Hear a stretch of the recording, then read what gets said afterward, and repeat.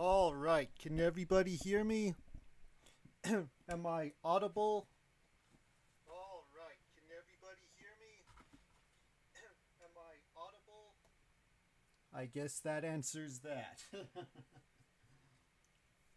Okay, just need to set up one thing I forgot to set up. Thankfully, it's a quick thing. Okay, Dungeon Master. Or referee screen in this case.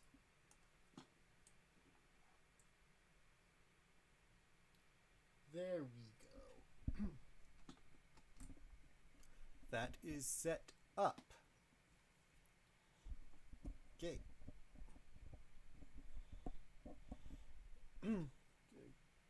Pull out the dragon cards over here. Or at least the ones I'm going to use tonight. Which admittedly are not many. Really quiet, huh? Okay, I probably just need to stay close to the mic. Okay. I'll scoot my chair over.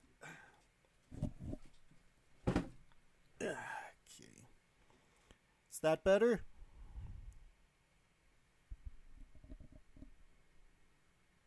Really? My settings on my end are maxed out, so I don't know what the deal with that is. Huh. Oh, much better? Oh, I just need to stay in front of the mic and just speak loud enough to get picked up. Okay. All right. Welcome everybody to the final session of Zanzer's Dungeon.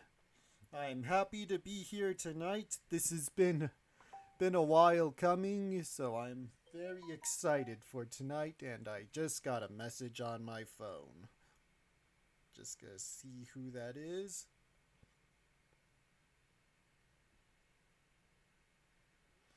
Oh, okay. Well, whoa.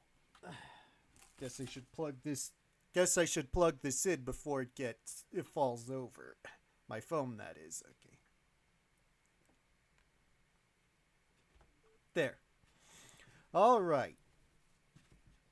For those of you who recall, last time when we ended off, I was looking over the dragon cards and noticed something was different. Between then and now, I've had plenty of time to look at it. And, well, after the next dragon card, all the dragon cards do is tell you, this is what you should do, and this is what you need to set up. But it doesn't go through a solo adventure for the most part anymore. So, unlike every other session before tonight, this is going to have a lot more improv than before. I'm going to pull out all my acting chops. And in preparation for this, I created a small little video to play after the session's over to mark the end of the session. Kind of like a credits roll, but there aren't any credits. It's more like a highlight roll of the entire adventure. And welcome Peach Creamu, welcome Samuel Reyes. I'm glad you are all here. So, I shall look over the cards real quick, and then I shall get started.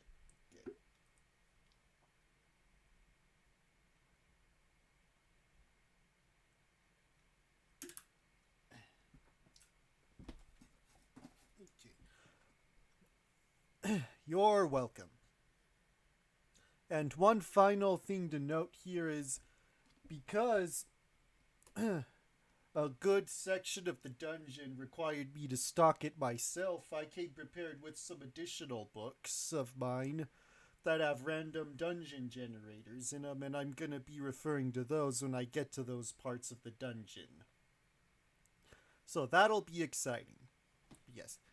Enough with the preamble. Time to begin this last night of adventuring through Zanzer's dungeon. Okay, and now, last time on Dragon Card Z. After waking up in a closet with a wolf in it, I ended up, my character came face to face with not only a dangerous wolf, but also a beautiful elf woman. They fought through thick and thin to get past orcs, crowded rooms, and zombies. And a hallway we had to kind of set up ourselves, as you can see here on the screen. Yeah, right here. But something happened. My character fell in battle. However, because the dragon cards did not make note of the death, because I died right as the dragon cards were all like, oh, it's time for you to be on your own, aside from some helpful suggestions here and there.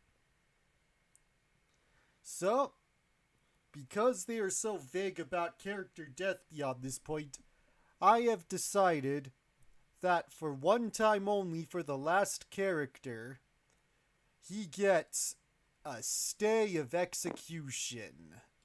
So, Faradol Moondrop is counted among the living one last time. So, but yeah, this is his only get out of jail free card as far as death is concerned. If he dies again, it's gonna stick. Move this over here. Make sure his stuff's in the notes. Yes, it is. I hadn't removed it yet.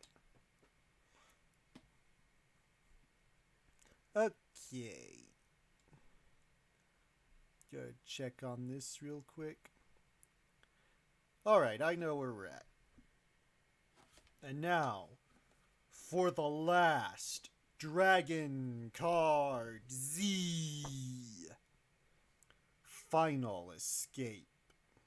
You do not need the map sheet for this adventure. Well, this part of the adventure.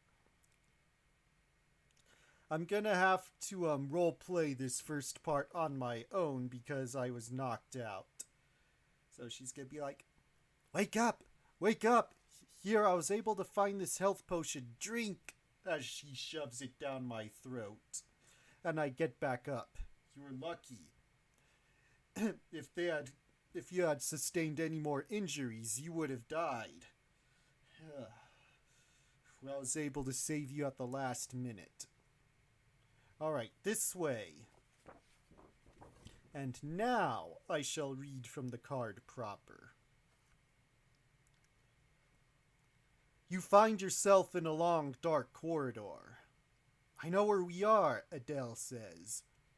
I'll have us out of here in no time. Okay, I shall move him here. No, not the whole room. Just actually lock this in place. There we go. Put her there. Okay. As she speaks, you notice 3 small bags on the floor. When you pick one up, you find 50 platinum coins. Adele takes the bag and looks inside. By the great tree! Each of these coins is worth 5 gold pieces! You open another bag. This one contains a pearl necklace. You hand it to Adele. Then open the last bag. It contains a pair of sapphire earrings. Our escape worried Zanzer enough to make him evacuate his house, Adele says. He must have dropped this treasure on the way out. This necklace is worth 500 gold pieces, Adele exclaims. And those earrings are worth 700 more. How do you know so much about jewelry, you ask. Adele smiles. I'm a princess. Congratulations! You escaped Zanzer 10. For now. Greetings, Hollow Ubel. You just came in time. We're reading the final dragon card. And because you missed it, because they were vague on how to handle character death from where we left off, I gave Faradol Moondrop a one-time stay of execution, so I brought him back one time only. So, if he dies again, it's gonna stick, though. But yeah, from here on, the dragon cards are gonna be more improv, since the dragon cards assume you know enough to handle most of it yourself. After this dragon card, anyway. Speaking of, on your character record sheet, note that you have 50 platinum coins worth 250 gold coins. On a pearl necklace worth 500 gold coins, and sapphire earrings worth 700 gold coins. Take a moment to review the other items on your character record sheet and Adele's. Did you remember to cross off everything you used? Think about the rooms that you went through. Did you forget to write down anything you found? Continue with section 2. Yeah, I kind of denied its food. You can blame the dragon's cards for not addressing the possibility of death at this point. But like I said, if he dies again, he gets permanently fed to the bowl.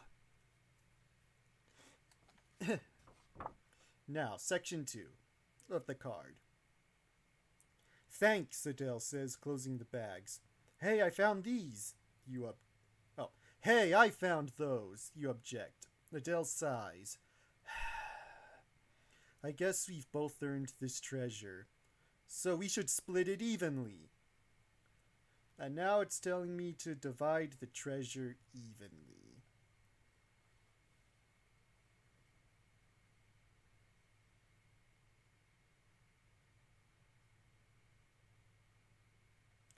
Just quickly going over it.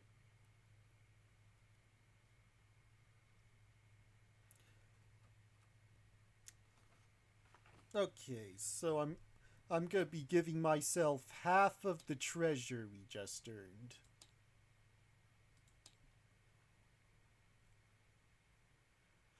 Yes, greetings, Hollow Ubel, yet again.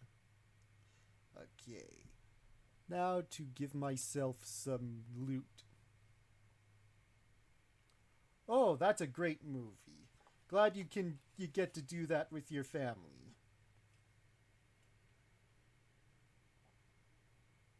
Okay, next. Oh yeah, the treasure. I have to undo that.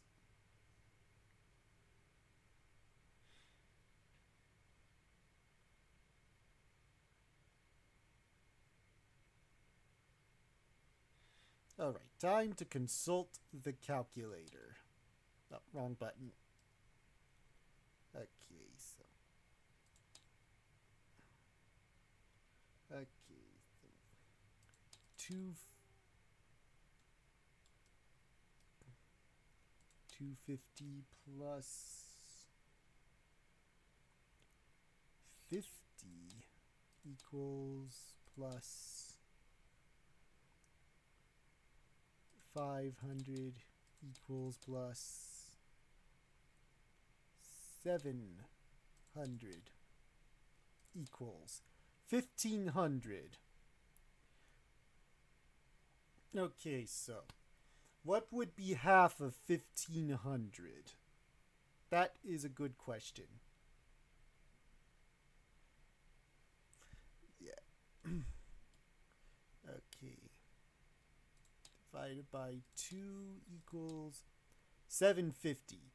So I'll be adding 750 gold.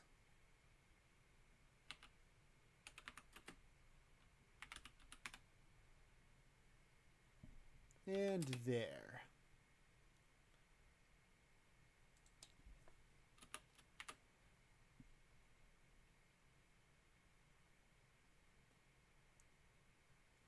Oh yeah, those are definitely good. I I remember really enjoying the book version of Goblet of Fire, and part 2 of Deathly Hallows was definitely a good way to finish off the series. Okay. Now that we've divided the treasure among us, it is time for the next part of the dragon card. Adele leads you Adele leads you through dark tunnels to a ladder. You climb out into a forest meadow. Adele points west. Okay. I'll put us here to represent having come where we ended up.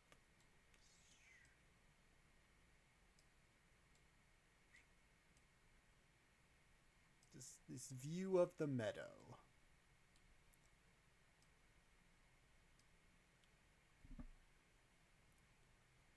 Adele points west. That way is your home, she says. By the time you look back at her, she has vanished into the woods. So, bye-bye, Adele. Nah, I'll bring your peace back. But yeah, Adele's part in this tale has finished.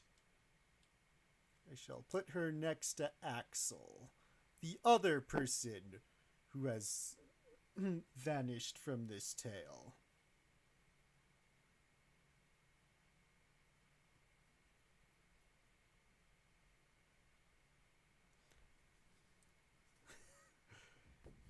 Yep. It's like, no goodbye. As soon as I turn around, she's gone. Yeah.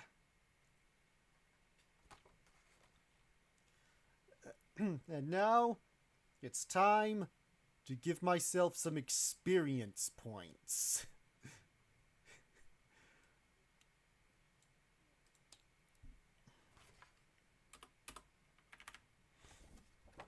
I'm just gonna guesstimate how much based off what I remember from all the other sections. Okay. EXP.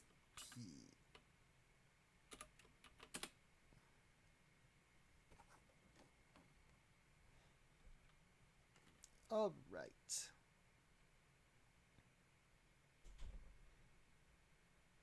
So 30 for the hobgoblins.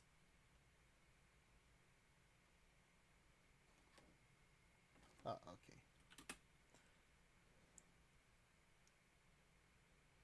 I'll say 20 for the goblins.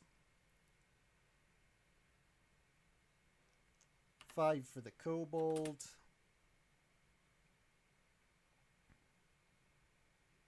25 for the wolf.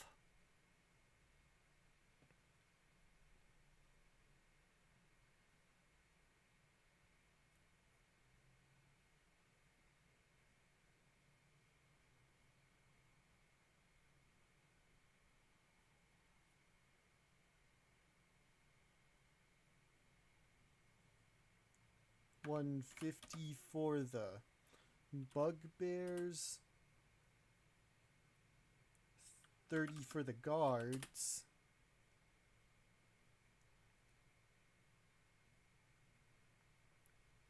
And 40 for the orcs.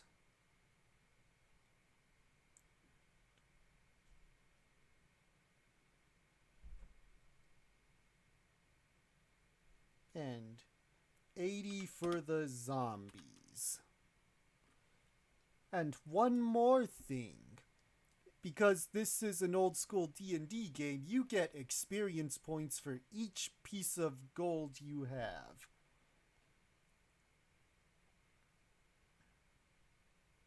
Earn 1 experience for each gold.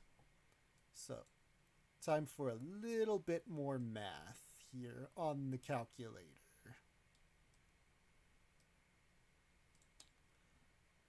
Okay. So,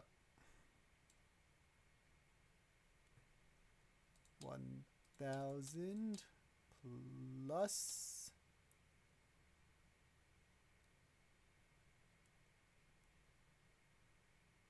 600 equals plus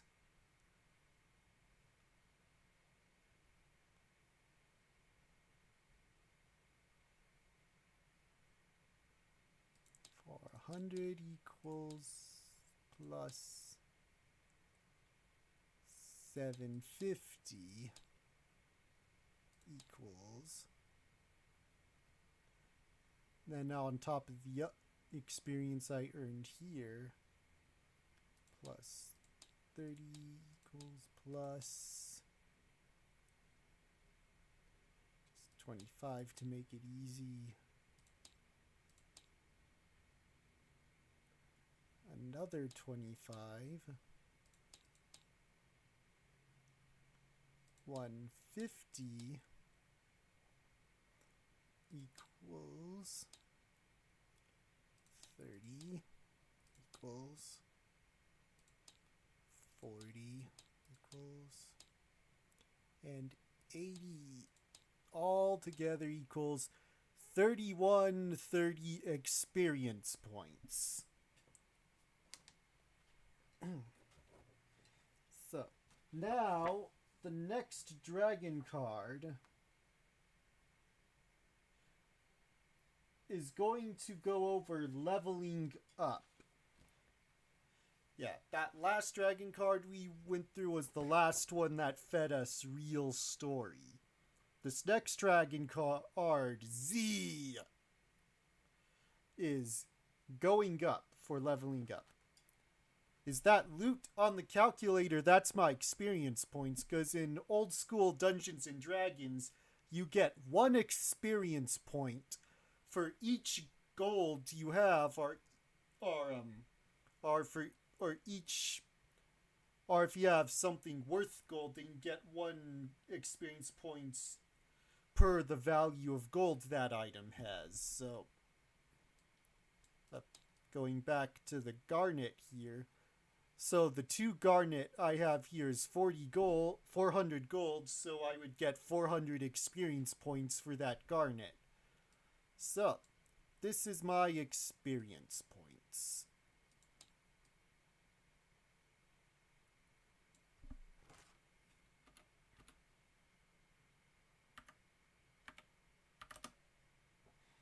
There.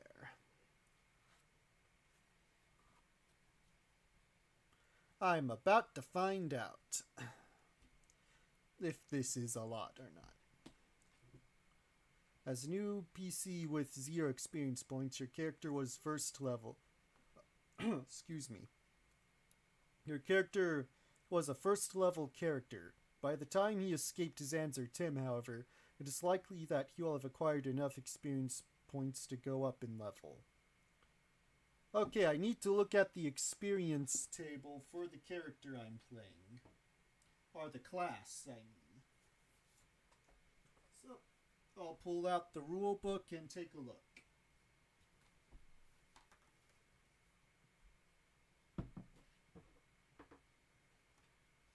Okay, I'll put this here. Okay, let's take a look. I am an elf. So, let's see what the elf needs to level up. Ooh! Not quite. The elf needs 4,000 experience points to level up. So, I don't level up. If I were a magic user, yes, I would have leveled up. Or if I were a thief. Definitely. And cleric and fighter. Yes. And yes. All the non-human characters level up slower than human characters. But it won't take much for my character to level up, though.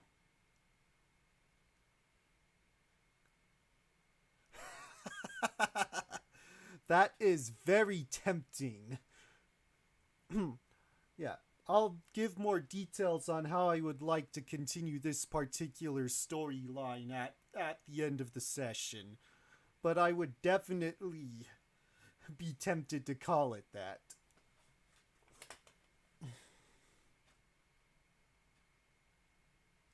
Yeah, we could just go by Dragon Ball naming convention. Maybe I could do a prequel story to this one and just simply call it Dragon Card. We'll see how things go, but I'm liking the thinking behind this naming convention. But yeah, no level up for Faradol yet. But yeah, he, but Adele has left him to be in the vast meadow here.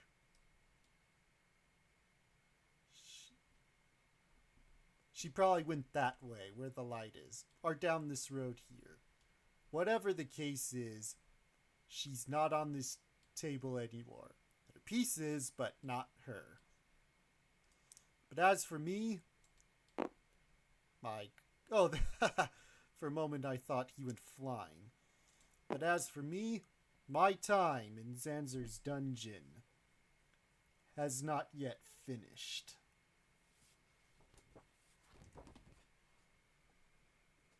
Okay. How to run a campaign, which is in town, but we're not going to town, so yeah.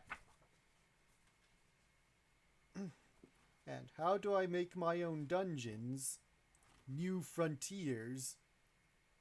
We are sort of skipping this one. This tells us choose a scenario. Yep, she is gone. Choose a scenario, which is Zanzer's dungeon. Decide a setting, also Zanzer's dungeon. Select special monster, which is Zanzer Tim himself. Draw the map, which we have. Stock the dungeon, which I brought other RPG books with random dungeon generators in them, and that's what I'm going to be using to stock the dungeon. And fill in the details, also going to be handled with tables. Yeah, sure would. And finally, make a wandering monsters list. Also, yeah, I just have a table for practically everything. Alright, next dragon card is monsters, which we're going to be encountering. Next dragon card Z, traps, which we will be facing. And finally, Stonefast, which is the setting, which is where the next adventure will take place in whenever I decide to continue this storyline. Yeah, so, a quick summary of Stonefast. It's at the end of Zanzer's dungeon, and it leads into an entirely separate dungeon that I have to stock completely myself, though it does give me a boss monster to put in there. Camro the Dragon. That's all I'll say about that. But I will, whenever I decide to continue this storyline, I will figure out the best way to stock Stonefest. But for now, we are still in Zanzer's dungeon. Oh, one more dragon card. Oh, it's just the Stonefast map. But the other side is, what is the last rule? Which, according to this, is not a... I'm just gonna say my last rule is, go with your gut. Your gut will never fail you, especially when you've had the DMing experience that I have. And now that we've gone through all the dragon cards, I will use the final part of the actual module to guide me through the rest of the dungeon. We already went through about half of this in last session, so I just need it for the final half. So, we just got, last session we got out of room 9 with the zombies. Actually, it was room 12. Oh. And now we're in room 20, which is this hallway here. The end of this end led out to the outside where Adele left. Yeah, you go there, zombie. Yeah, fine, like that. As long as you're out of the way.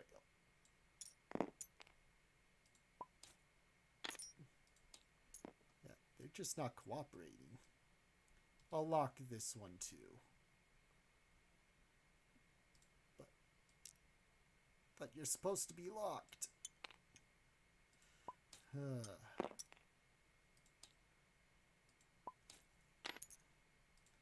Okay. Let's see if I can get him off of there.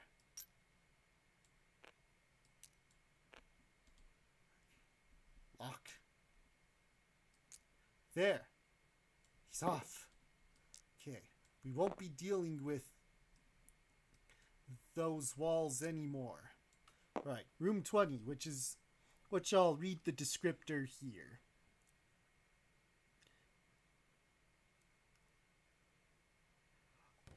Oh, that's great.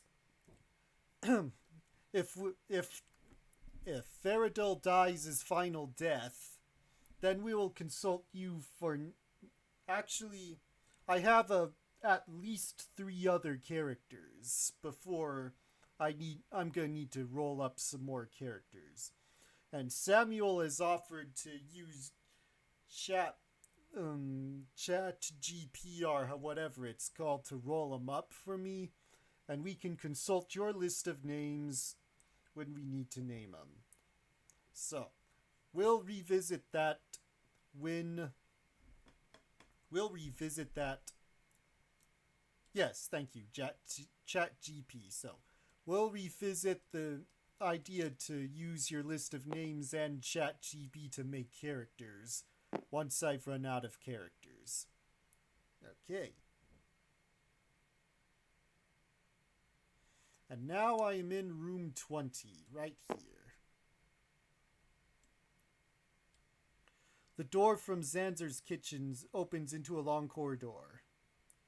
Lying on the ground in the middle of the corridor is a leather bag.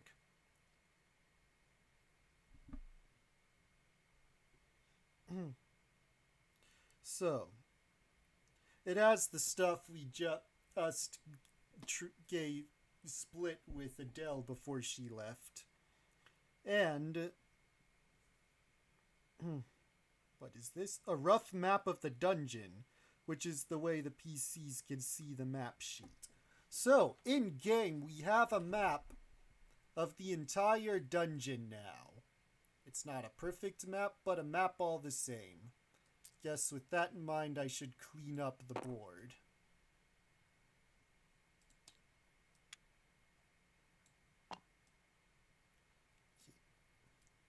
We're going to be going through all this stuff we've just been keeping the dice and whatnot on now. So, we're going to need all this space clear.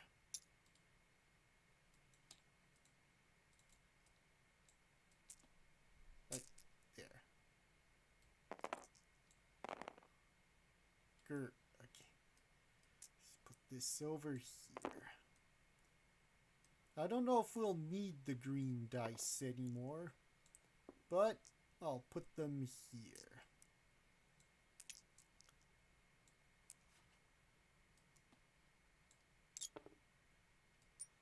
Put you there.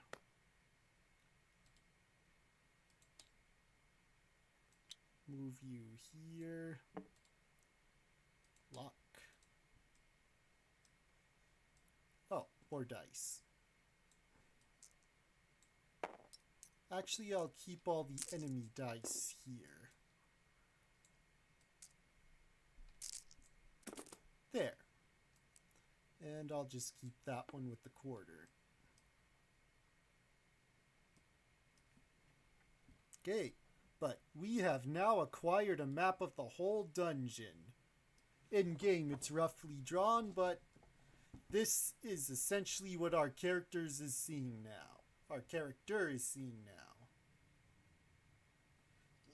Get a quick swig here.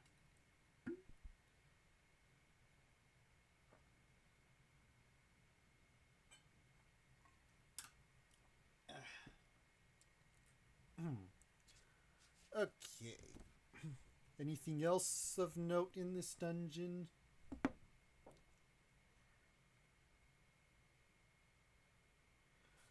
Right?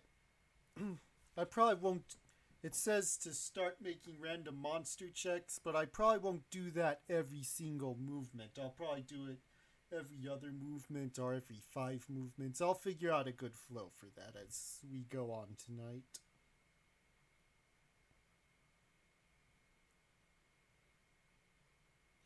Right, room 20. Oh. In room 20,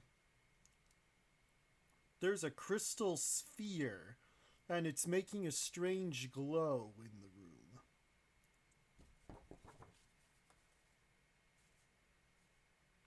Yes, exactly. But yeah, now there's a crystal sphere in the room. I could try and get it, but I should probably check for traps. Kind of metagaming here, but but going along with this will allow for an interaction. Okay, bring... There. We discover a trap. An invisible wire around the crystal ball. Having noticed the wire, I will move over it and claim the crystal ball.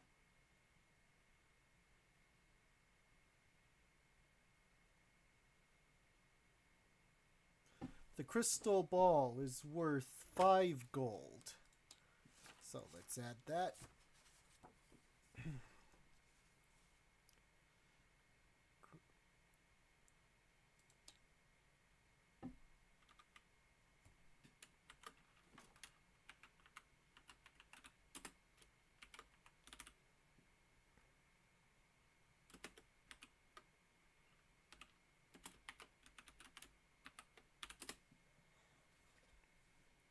Right. That will give me another 5 experience points. Normally, we calculate the experience from treasure after we're done in the dungeon, but since this is the last session, I'm going to do my best to calculate them as I get them. Right. Anything else in room 20 I need to take note of before I move on?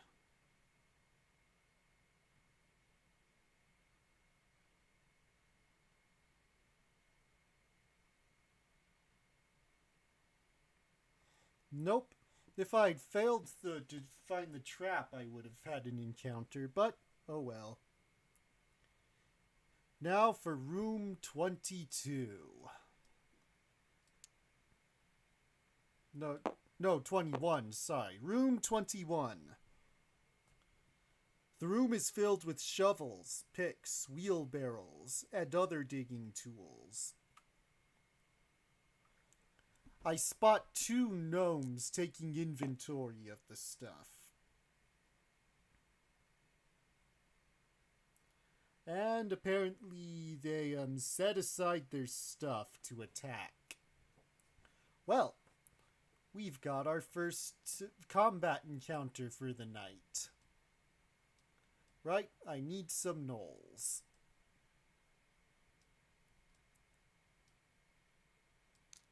Here's I need 2 gnolls, and here are 2 gnolls.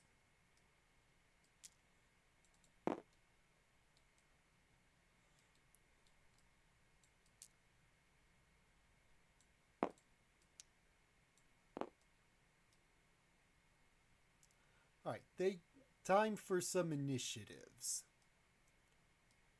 One benefit to not being controlled by the dragon cards now is that the dragon cards is that I decide how to conduct combat now.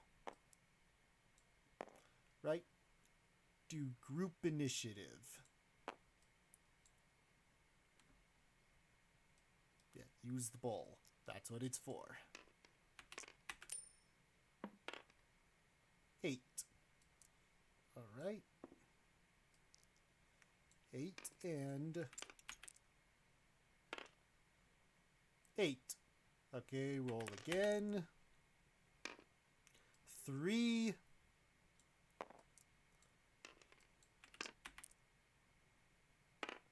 13. I go first.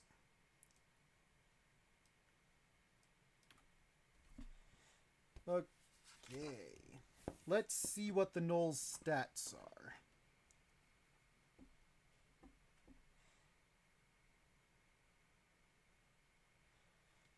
This might be a tough fight, but I'll give it my A game.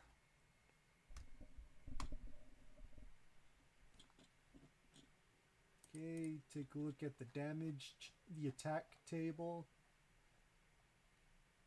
Elf. They have AC 5. Okay, so that means I need to roll 14 or higher. Whoa, mic almost fell. I need to roll 14 or higher to hit. But do I even want to just straight up use... to just act... I forgot, my own armor class is pretty high. Okay. I move into attack. Time to roll them.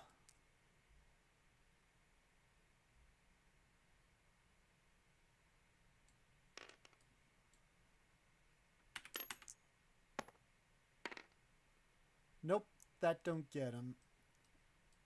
Time for them to attack me.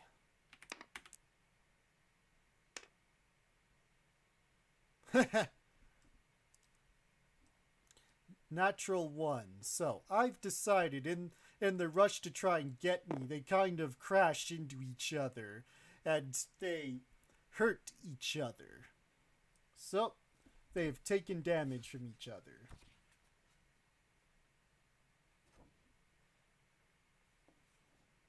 Okay, so... should get this.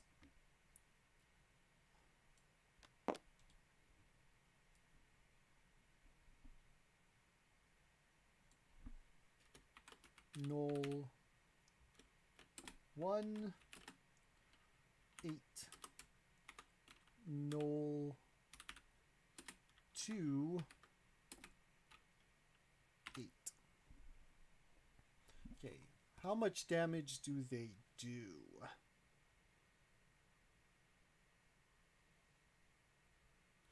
One d6 plus 1, so I'll have him roll a d6.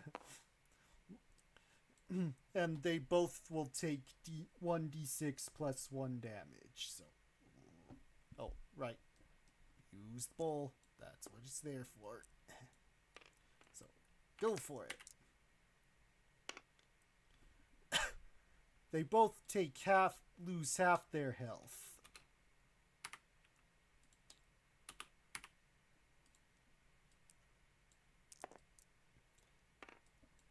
And now it's my turn.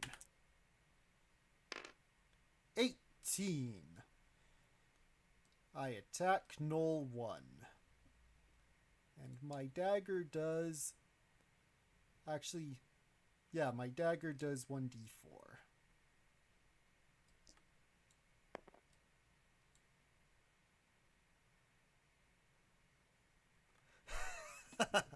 That is a pretty funny mental image of what just happened. Okay, roll them. 2. Is it 2? Ah. Yes, it's 2. So Knoll 1 is down to 2 hit points. Alright.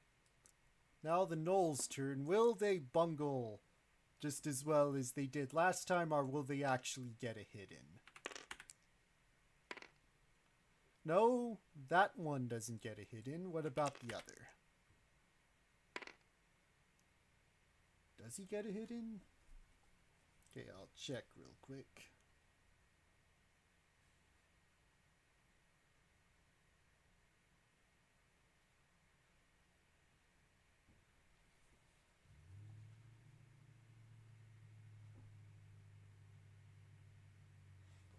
No, the knoll does not get me. Now it's my turn.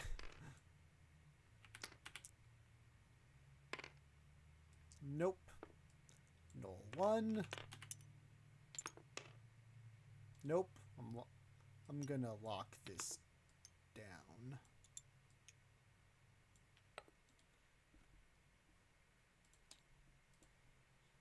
Now knoll 2.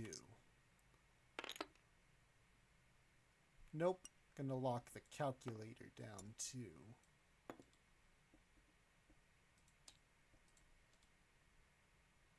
And the iPad. Or the tablet. Now it's my turn again.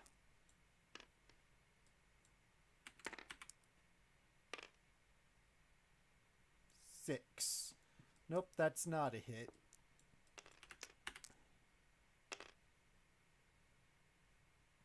No, that is not a hit. And neither is that. My turn again.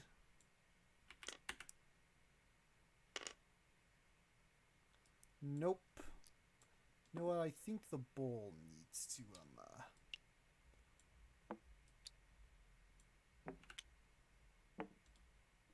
Okay, I feel like that's a better position for the bowl. But was that a hit? Nope. And nope.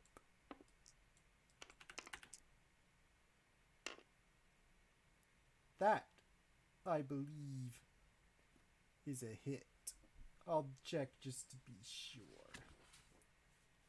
5. Yep, that's a hit. Alright. Let's see if that was enough.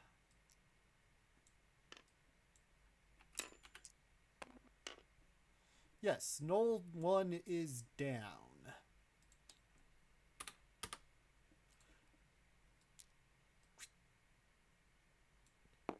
Now for knoll 2. He's gonna come in for the attack.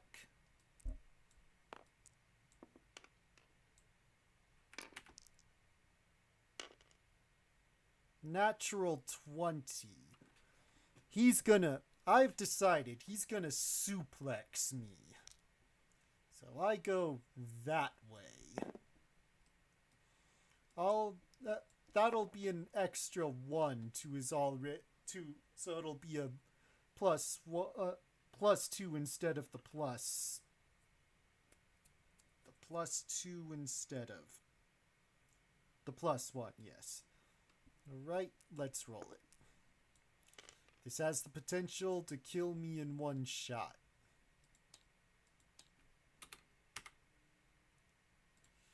Right, let's hope it doesn't.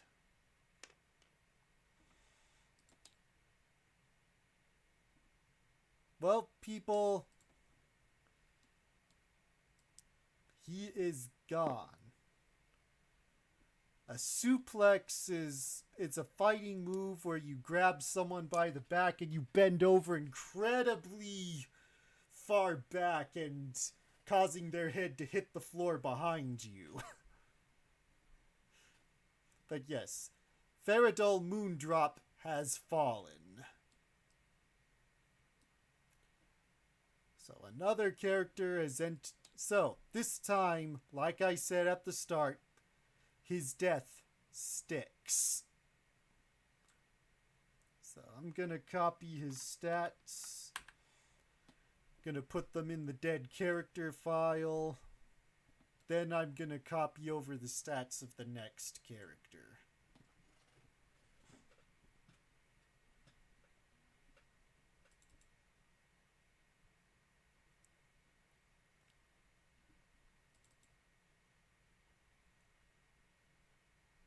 So he caved his head in. That's what he did.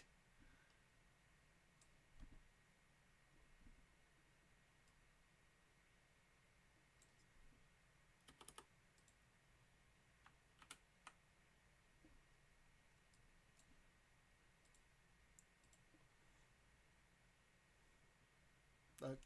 Now I need to take a look at the character poll from a couple weeks back to see who got the next highest votes.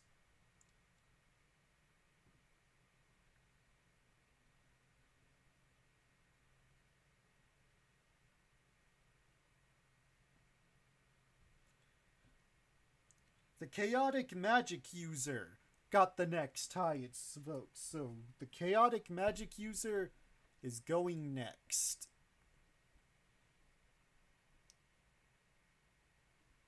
Yeah, kind of like a body slam.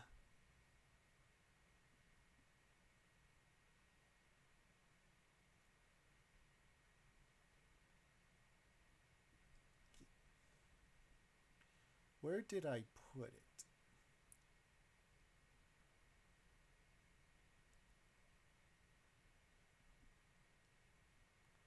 I thought I had it on hand.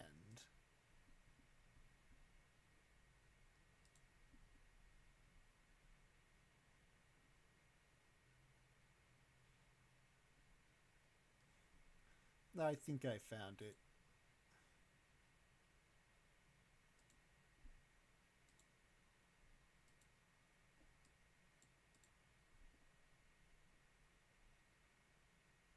Yep, this is it. Okay, the chaotic magic user is next.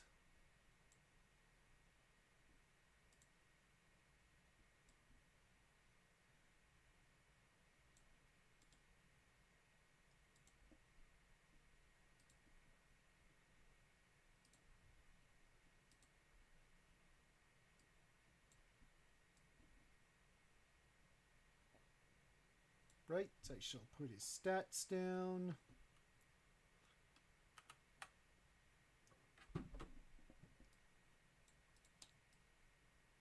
And all the loot that was here is now gonna go with the dead people loot. Keep pushing the wrong button.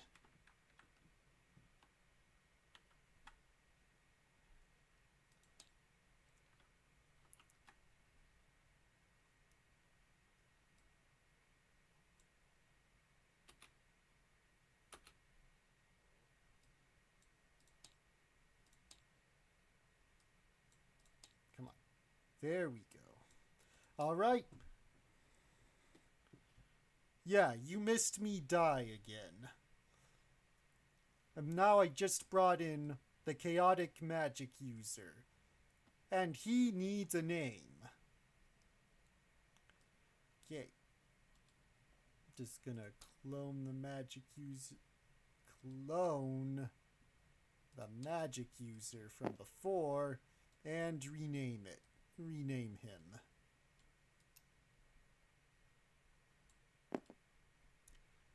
So, it's time to name the character. But yeah, the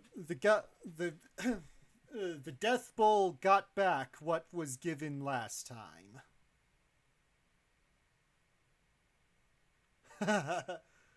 That's fun. That's a funny card name. Yes, it is Hollow Ubel's turn to throw out a name for this character. You may now name our latest magic user.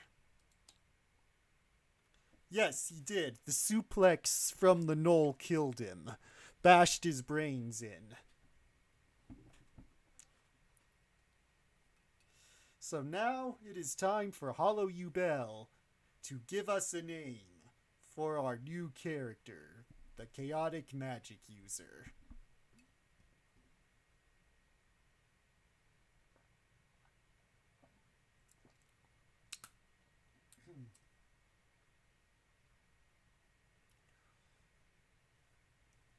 Yes, old school Dungeons and Dragons is real brutal. It's even more brutal than old school Warhammer and Fantasy Warhammer. It's like Professor Dungeon Master actually compared the two and put them through their paces and discovered old school D&D was the more deadly of the two systems. One day I should when I get my hands on the rules cyclopedia, I will definitely run you through either that or I'll run you through basic fantasy, because we do have that. And we're also expecting Shadow Dark in the mail.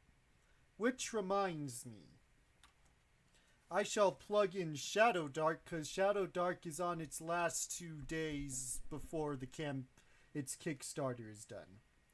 Yes, Chaotic Magic User, that is correct.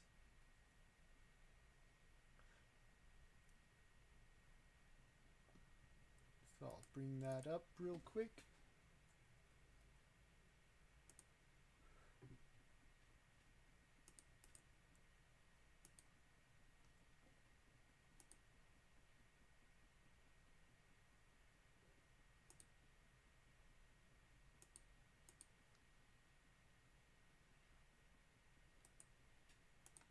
Ah, that's good to know about 2nd edition Fantasy Warhammer. Yeah, there. The Kickstarter for Shadow Dark. It is on its last 30 hours. And Okay, I will indeed hear you out. So, real quick while you're typing. Shadow Dark is on its last 30 hours, and Shadow Dark is what I'm going to use to play the next solo adventure. So, be sure to tune in for that when that happens.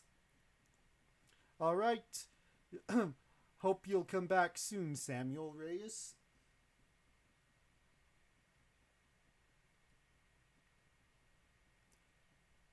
Mishra, huh? I have no idea who Mishra is. But I don't see why I shouldn't use the name. So, I'll go with it.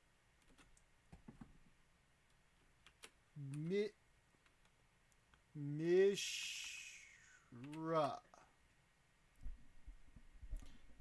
Our new chaotic sorcerer. He shall. Now we have to figure out how to bring him in. The chaotic magic user.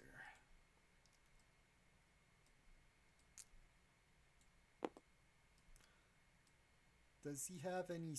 He has sleep.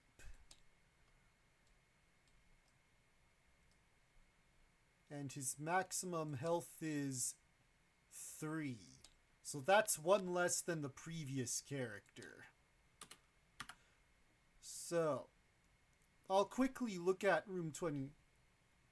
He's an interesting evil artificer sorcerer from MT Magic the Gathering and the brother of the great and powerful Urza. Interesting. Well, that is the name we shall use. I'll quickly look up room 22 real quick. 4 small men working at a forge. None of them stands more than 2 feet high. They all have full beards and long, round noses.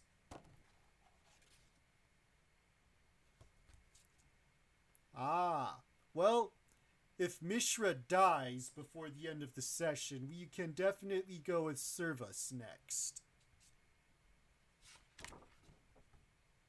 Okay, so I am in a room with 4 small men with long beards.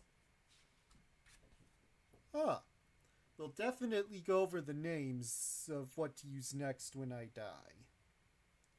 Okay, so we are in a room with gnomes. Do I have any gnome pieces prepared? I do not.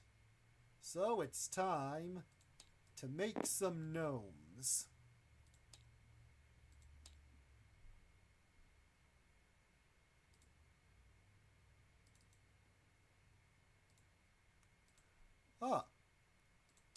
One piece is going to represent all 4 of them. That makes it interesting.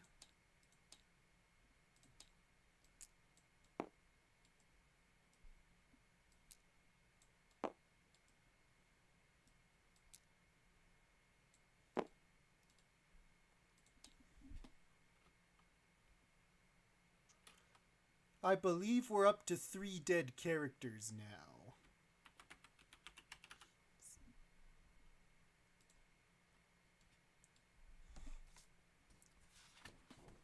Okay, so I'm in a room full of gnomes. They're all shackled to the wall by a golden chain.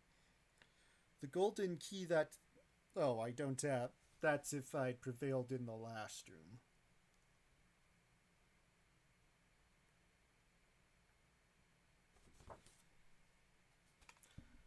Yep. 3. Right here. Death count 3. Okay. So, time to improv why I am here with this new character. Zanzer had me brought into this room to work with these 3 gnomes at the forge. They are tied by a special gold chain, but I'm tied by a regular one, and I'm able to use some of the forging tools to to hack at my shackles and break them loose. I hear someone getting splattered all over the floor in the next room, so I peek out to look to see what's going on. And I am pretty certain that I don't like what I see. I have a stone. And I do have a +1 in my dexterity. So, I know it's either try and take out this injured gnoll that just killed someone in the other room, or spend a life of servitude here. I believe the choice is pretty... There's not much choice to make, so I'm gonna chance it. Roxas, Feridol, and Erebus. They shall be missed. Let's hope they'll be the only ones to be missed. And now roll them. I throw the dice, and I'm gonna roll to see if the gnoll even notices.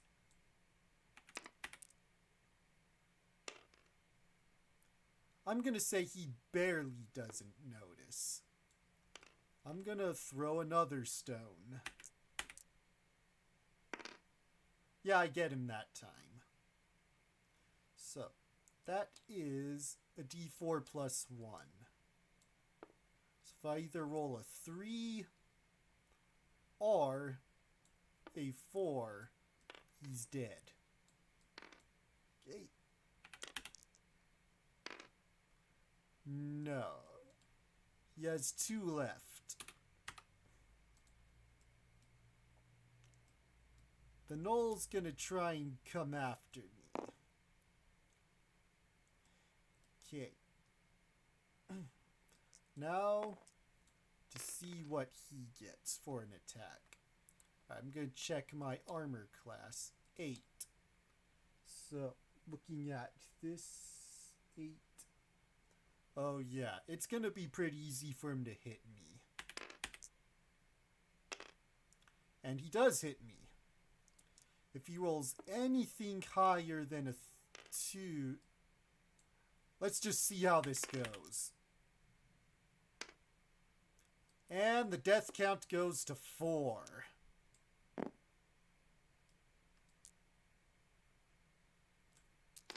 So passeth Mishra, who never even got to cast a spell. But he got to hurt the gnoll with a rock. That is Mishra's one accomplishment in this. Well, time to condemn Mishra to the file of dead characters.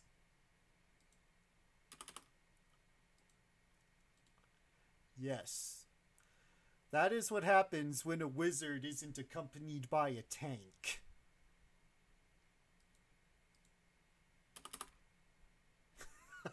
Yes. Yeah, 3 hit points and extremely low AC are in this case extremely high, as is how it works in this. Okay, and who was next? on the pole.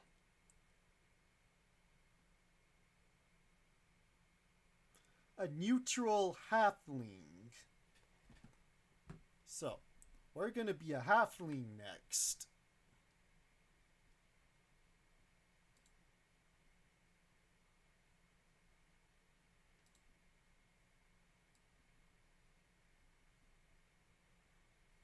Oh. I'm sorry to hear that, Hollow You Bell. Well, Samuel, you just missed someone dying. Yes, you came back right as he died.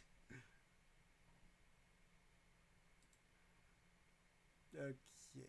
And now I'm gonna be playing as a halfling.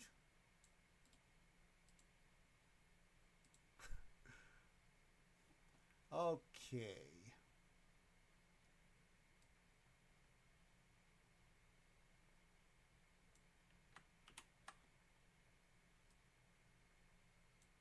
One halfling. Now the halfling needs a name.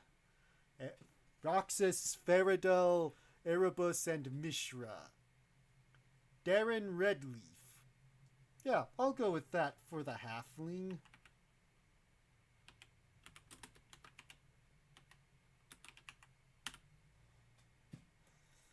And being the halfling, I should have some sneak attack maneuvers.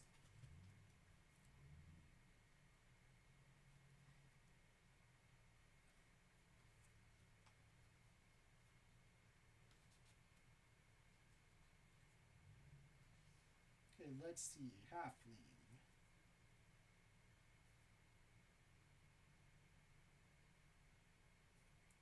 I do. In bushes or other outdoor cover, a halfling can hide with 90% ability. In dungeons, a halfling can also hide in shadows or behind other forms of cover. So long as they can remain silent and motionless, the chance of success is 2 in 6. So I have some stealth abilities now. Alright, time to make myself a halfling game piece.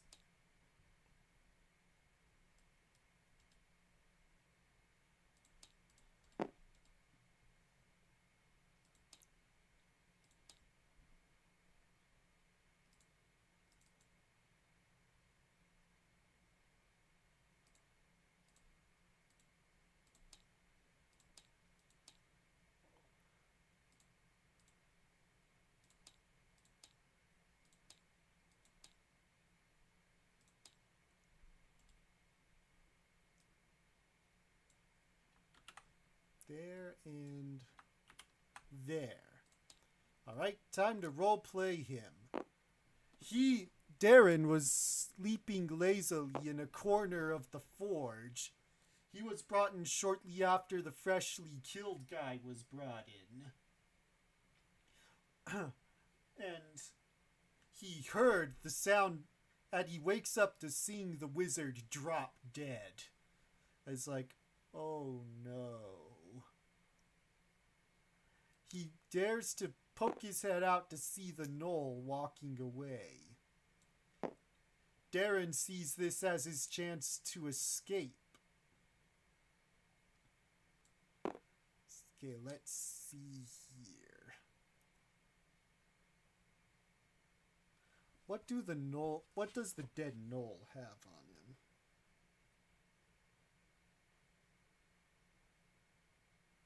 A pickaxe. Okay. I'm gonna add the pickaxe to his items. Axe.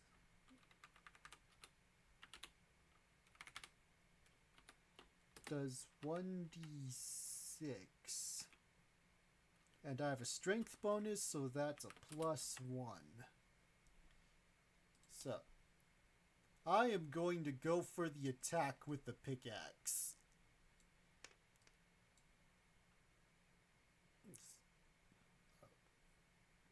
Alright, halfling.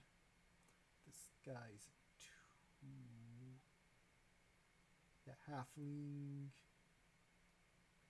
Oh, 5. Okay, so 5. Alright, let's go for it.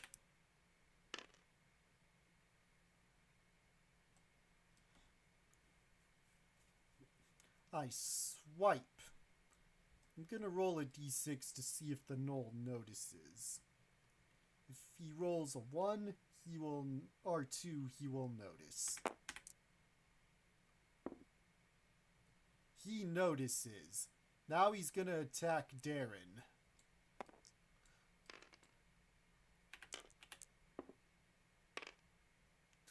Does that get him? My 8. Yeah, that gets him. Is Darren about to die too? Let's find out. And Darren is also dead. Body count is up to 5. This gnoll has a pretty high body count. Oh dear, oh dear, oh dear. Yeah. For real.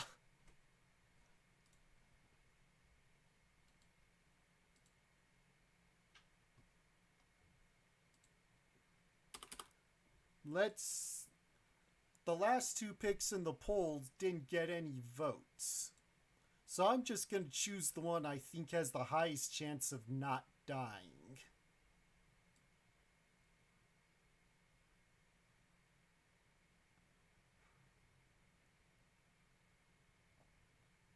Say 1, 2, 3, 4. Oh, did I only make 4?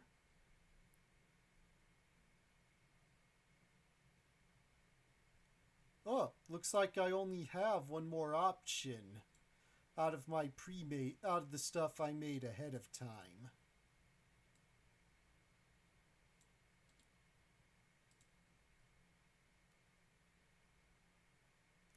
Argil Tal.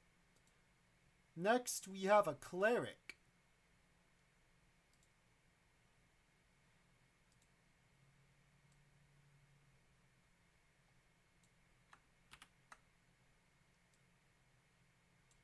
So, a cleric named Argil Tal.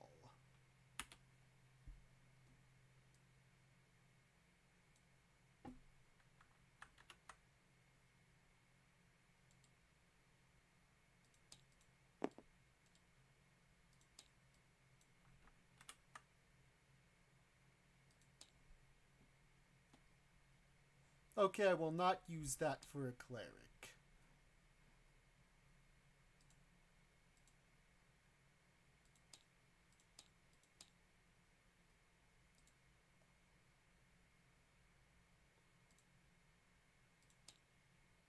If this guy dies, we're gonna need to make up a new character on the spot.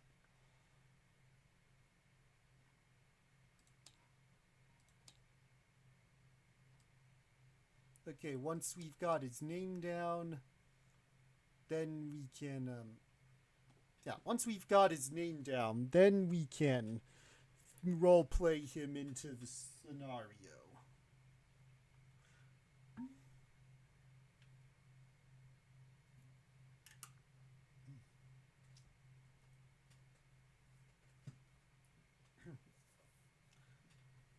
Luca, huh? Alright then. Luca.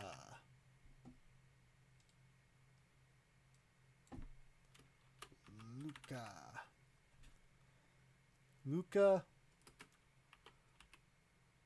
Aurelian.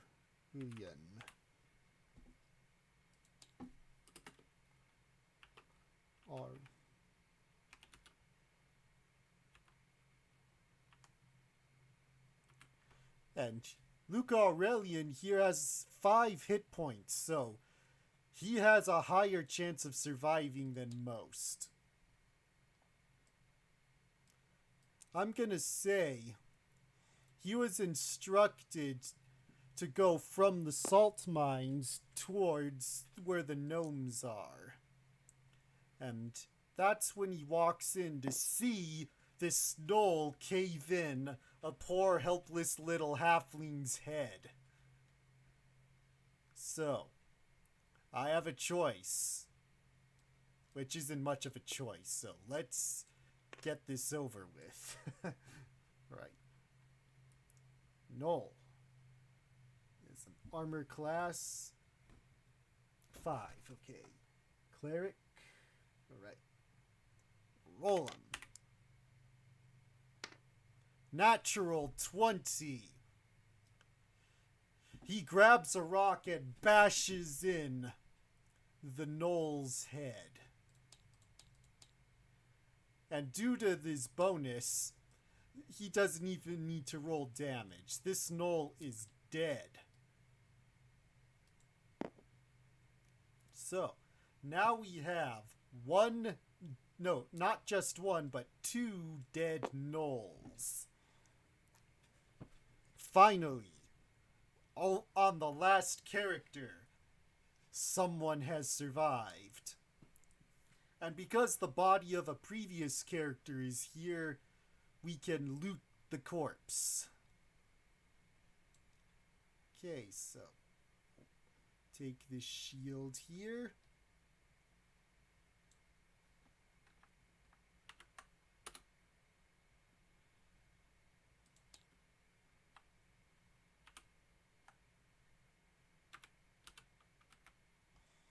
And the shield will bring his AC down to 8. A chain shirt.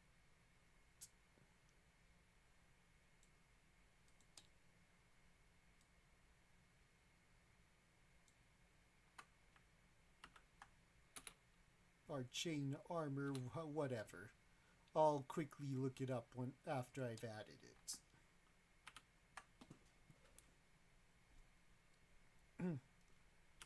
Okay, chain armor. What does that do for my AC?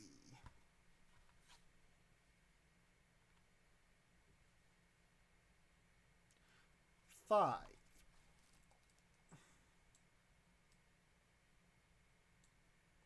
So 5 between the 5 and the shield, that's a 4. So things are starting to look up as far as that's concerned. Anything else I can take off? I think I will take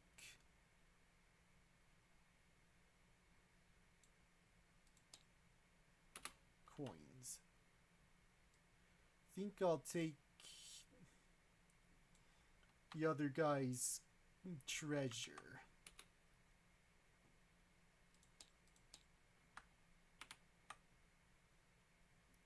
Anything else?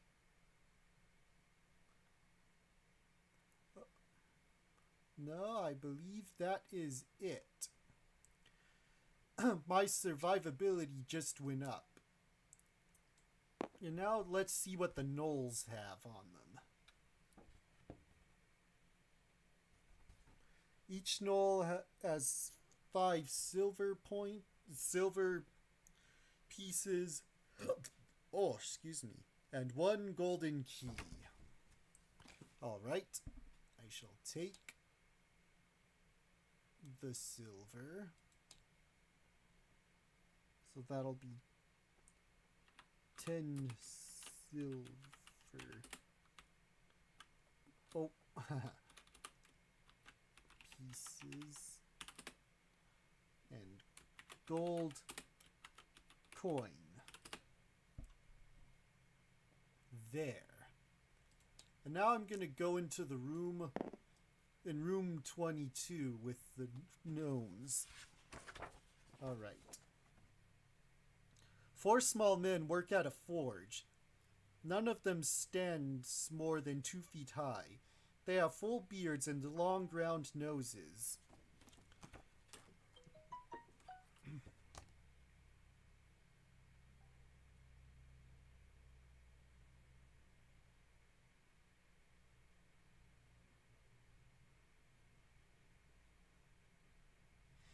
Okay. Alright. So, I take note of this, and I'm going to talk to the gnomes. As I approach them, I notice that, and as I get past dead wizard, I notice that they have gold shackles that are shackling them to the wall. I notice a keyhole. So I put 2 and 2 together that the gold key from the gnome should be able to unlock this. And the gnomes are asking, what's going on? What happened out there? And I tell them, well, the gnolls killed about 3 guys out there, and I was able to kill the last one after the rest wore him out, and I found this golden key on him that I assume will unshackle you. Yes, that's right, that golden key will unshackle us. Please help us. So that's what I'm going to do. I'm going to unlock their shackles. Okay, just quickly take a look here.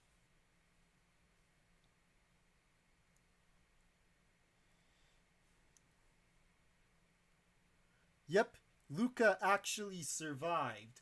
The gnoll was so low on health that all Luca needed was just one successful hit to take him down.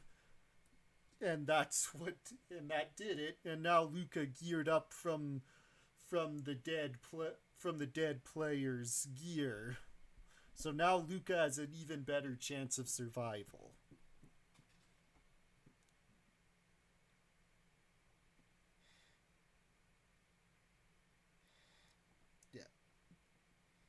And the gnoll, please, if you let us out, we'll give you 100 gold pieces for each of us.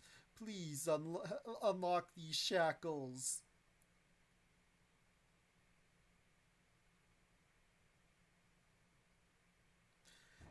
I'll eat. Okay, so.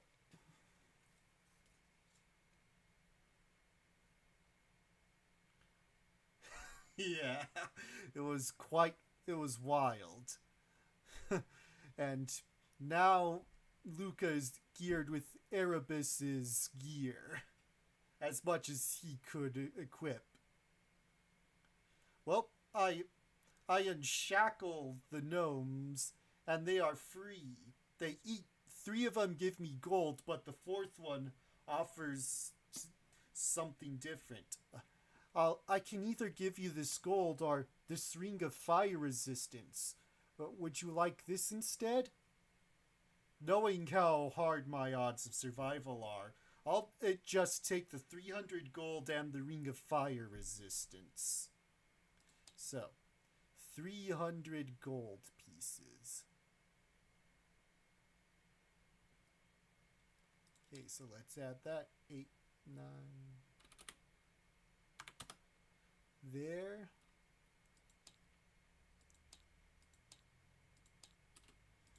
Now, the ring of fire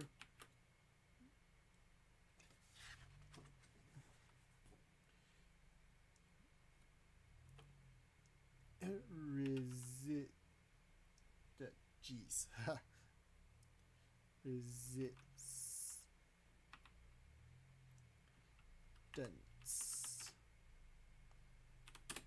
There. So 300 gold and a ring of fire resistance.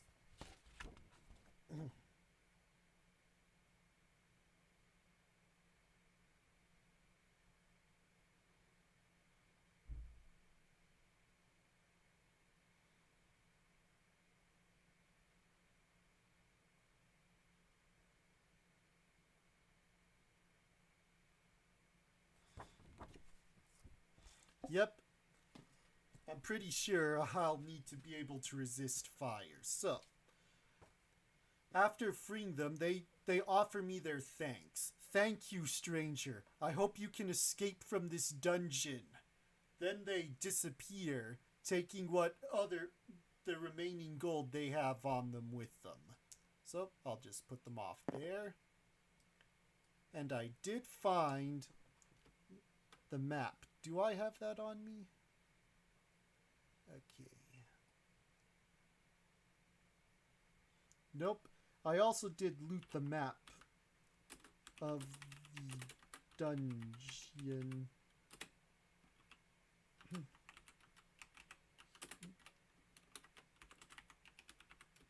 The map of Zanzer's dungeon, so I'm gonna use it to help me escape.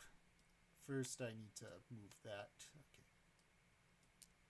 Right, so I go here. And now I am going to go to room 23.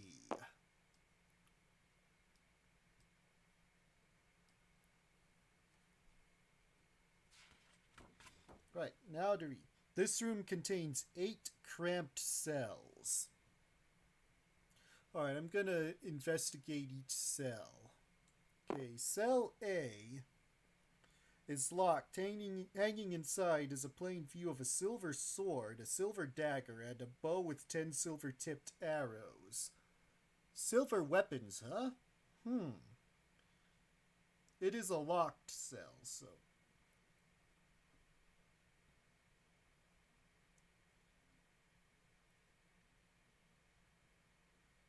Okay, I see a pile of rags in cell B.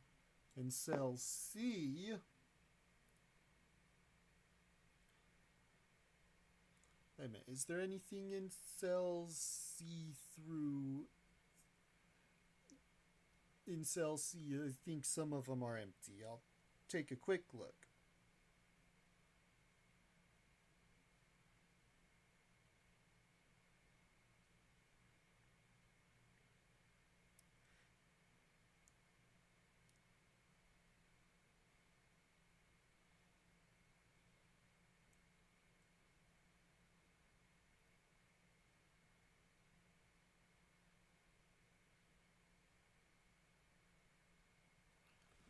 Okay. I'm going to attempt to bash in cell A. I'm going to assume I need a strength check for that. I'll quickly check the rule book on a strength-based test.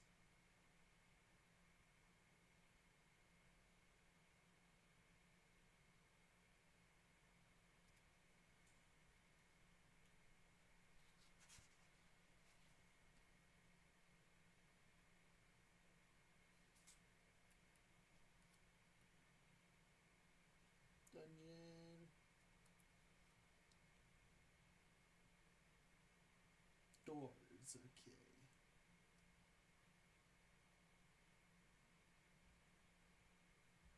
Okay, so a D6 plus my strength mod. That's how I'm going to open this door.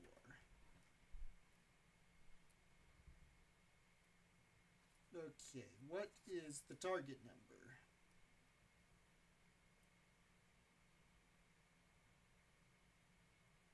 A roll of 5 or 6. Okay, let's try and bust this door open. Okay. Yes, I bust open cell A and claim all the silver weapons.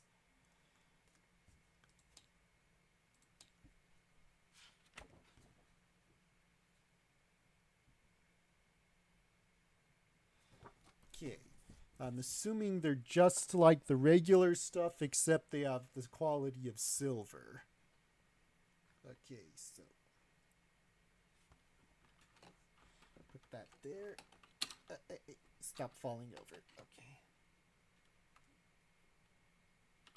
Silver sword.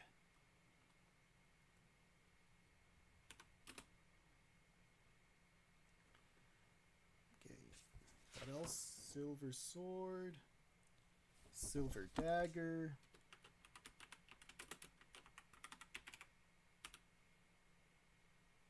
And silver arrows.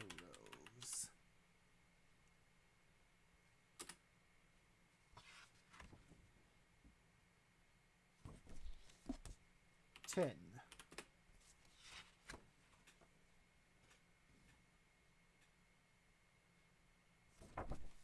And a bow.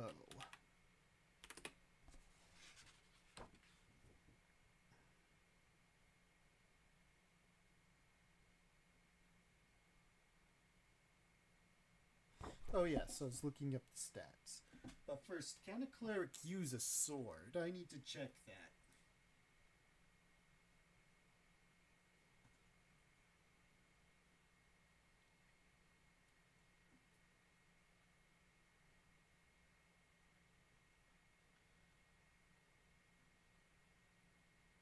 Only blunt weapons, so I can't use these silver weapons.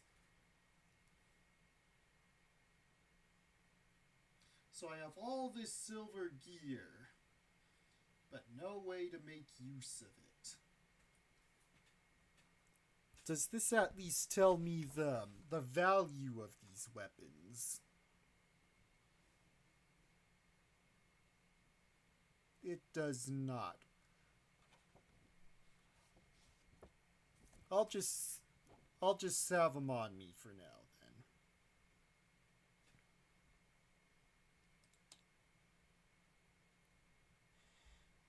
Okay. When I get to...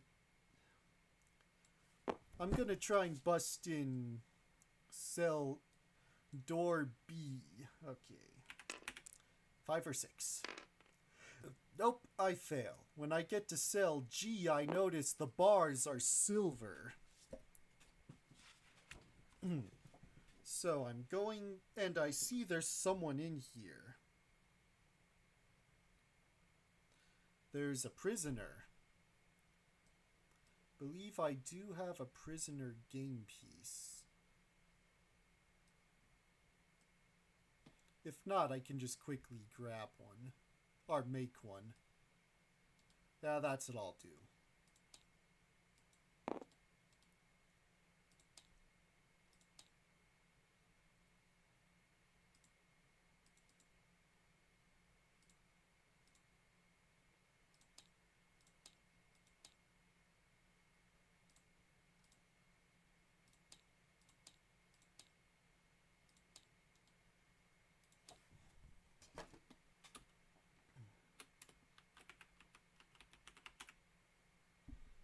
There. So, I see a prisoner inside cell G whose bars are made of silver.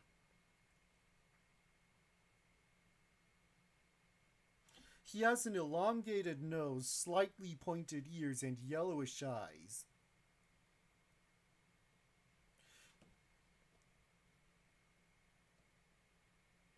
Anyway, please, let me out.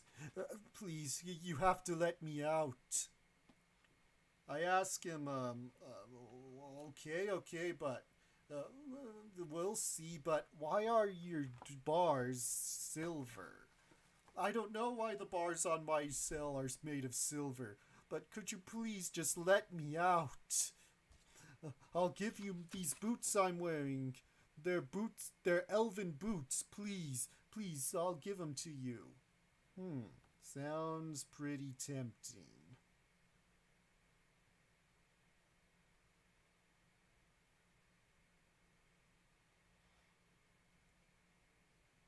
Alright. I think I'm gonna try and let this guy out, despite the red flags of his, Okay, so... Yeah, I let him out. And I'm gonna take one of the silver bars so I can use it as a club. A silver bar. Silver bar.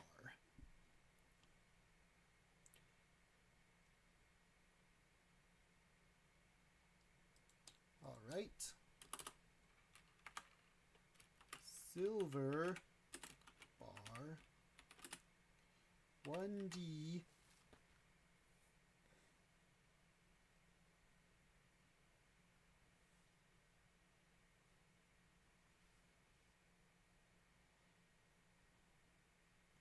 Okay, where are the weapons? Ah, here they are. Okay, club.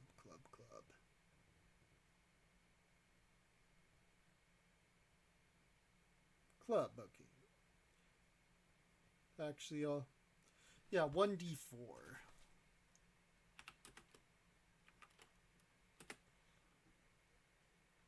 1d4 plus 1. Okay. Alright, so we're going to go move towards this door. Actually, but as we get to the intersection here, he escapes out of sight. He just goes off on his own. I have no idea where he went. And now I need to roll one of these.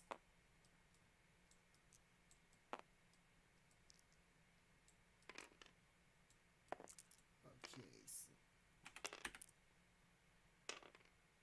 2. Alright, so in 2 rounds, something will happen.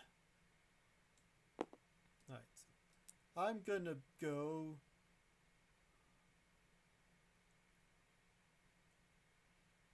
to... Alright. Oh, I think I know where I am. This is the part of the adventure where it tells me I have to come up with rooms 24 through 28 myself. So, I'm not going to do all the rooms. I'm just going to make one big space. Time for me to pull out the tables I mentioned earlier. Alright, I'm pulling out my copy of the Black Hex 2nd edition and look for a dungeon table in here. See what I can find. Alright then. This first one requires a D4 roll. So, 1. Magical lock or barrier. Yeah, the prisoner. We freed a prisoner who had silver in the first cell door. In the first cell we found, it was stocked with silver weapons. And in another cell, the bars were made of silver and the prisoner was there. Oh, which reminds me, the prisoner gave us elven boots as a reward for letting him out. But then the prisoner who was in the cell with the silver bars escaped. And I had to roll a dice, and it came out 2, so in 2d2, so in 2 turns, something will happen. That's what I'm looking up in a second. Okay, just remember. Okay,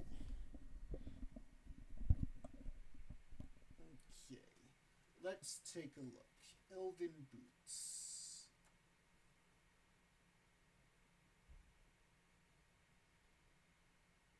Treasure table.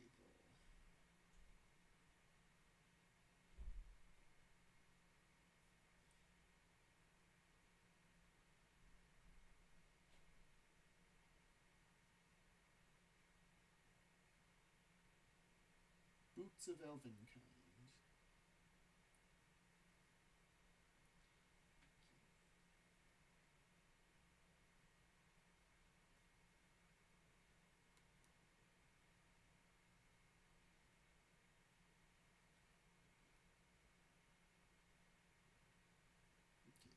The fine leather boots are made with the magical craftsmanship of the elves, and grant the wearer the ability to move nearly completely silent, with only a 10% chance of being heard. So, I guess if I roll any under 10 on a percentile roll, I can successfully make a stealth roll. Okay, so elven boots. 10% stealth.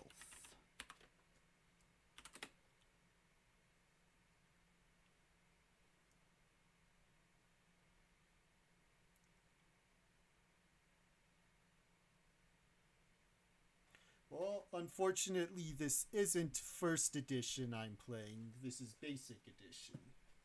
But the stealth properties are gonna help anyway.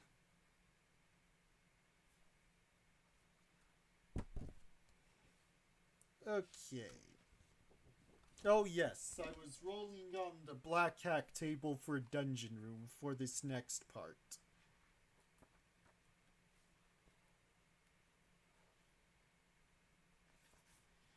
And I think I lost... Ah, here we go. So, we found a room, a hallway with a magical barrier. And now we need to roll a d6 for the next detail of this room. Yes, they are indeed two different things. The original intent was once you got the hang of basic, you graduated to first edition, which was known as Advanced Dungeons and Dragons. Okay, now let's roll this. 6. Time locked Otherworld. So there's a time lock on this door. And it was built... Oh wait, that was a d8. Okay, so I need a d8 for this next one.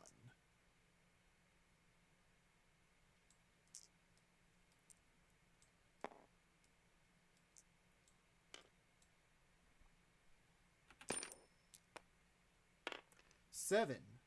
World's most powerful guild. So, the world's most powerful guild built this.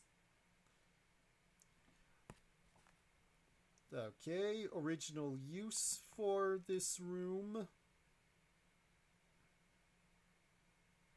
Now I need a d10.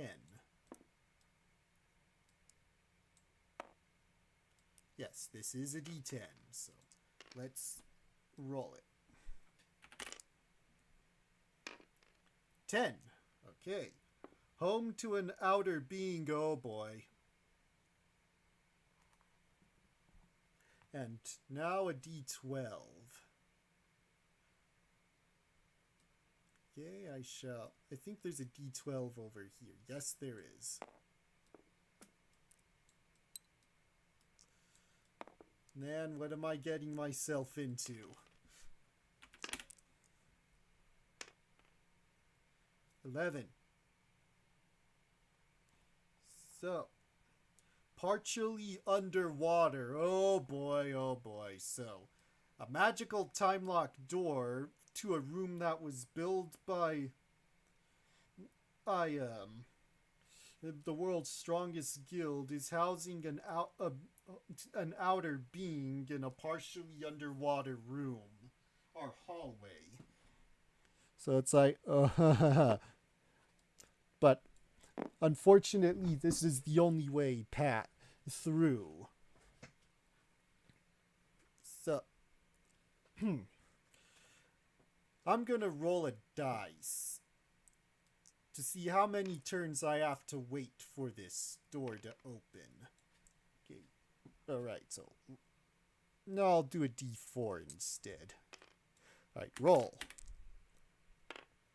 Oh no. I hear a growl. It is not a friendly growl. As I see coming down the hallway is a wolf. I don't know where this wolf came from. I just know one thing. It wants to eat me. So, combat ensues. Okay. Time to roll initiative.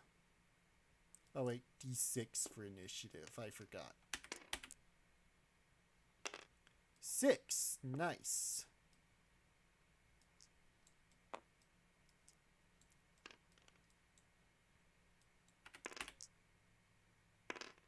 Five. I go first. Okay, let's take a look at the stats on this thing. Armor class of 5.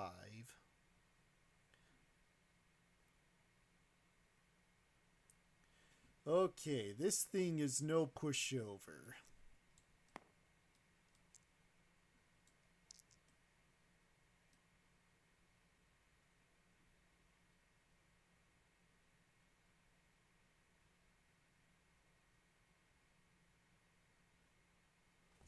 Okay.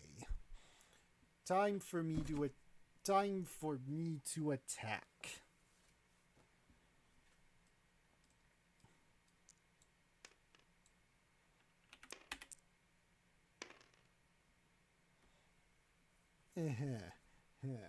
That was an AC of, yes, 5. That does not work. I swing my silver gel bar at it. And he just backs off, clearly afraid of my silver gel bar weapon. Oh, I'm pretty sure that's a hit. No, I'll double check. My AC is 4. Rolled a 17. Is a 4. Okay. Oh. 4. Yeah, he gets me. He does 2d4 damage. Come on, stop that nonsense.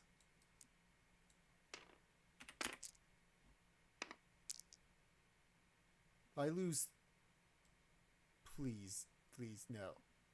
Oh, good. I just hadn't updated it.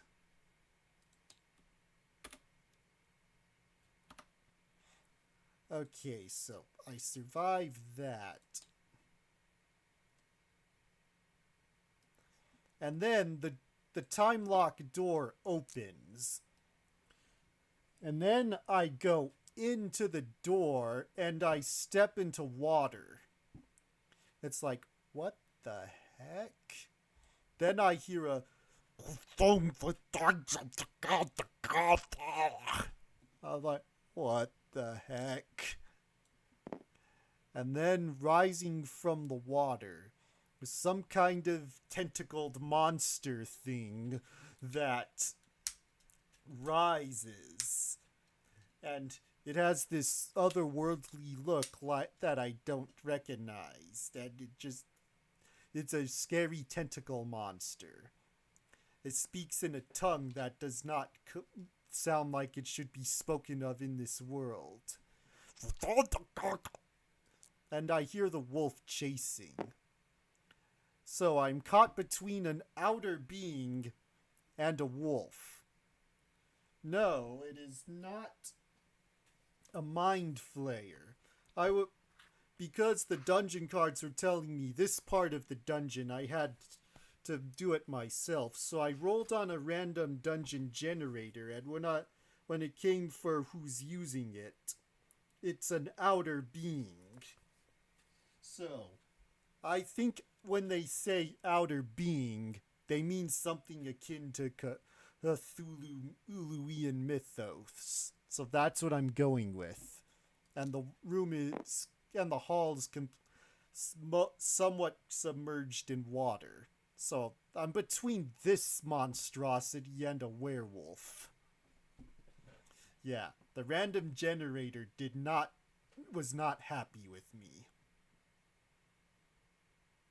So, I'm gonna need to make a dexterity roll to try and get past this thing. And I have no dexterity modifier. So, let's Wish for the best.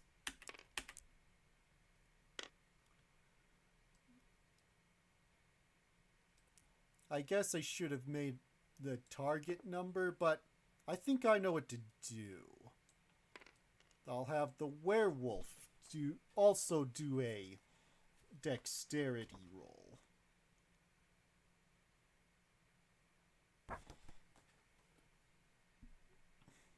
So I rolled a 12. 11. Alright. I go past the otherworldly being, and as it's shooting its many tentacled things at me, the werewolf comes and crashes into this abomination. And I'm gonna roll to see if they're aggressive towards each other. Okay, versus a... They don't know what to make of each other. I'm not gonna wait around to see what happens. I'm going through the room, and I'm leaving them to their business. I'm in room 29 now. So, that could have been something. Alright, let's see what's in room 29. 5 sets of leg irons. What? Right. That's something they definitely discouraged in old school Dungeons and Dragons, was they definitely discouraged you from getting into every fight imaginable. Because especially since the main way to gain experience points is to get out alive with as much treasure as you can. So, now that the dragon cards aren't binding me like they have been, I can decide to run whenever I want. Alright, now what's in room 29? 5 sets of leg irons and 5 salt-crusted cloaks hang from pegs. There are more than a dozen pegs with nothing on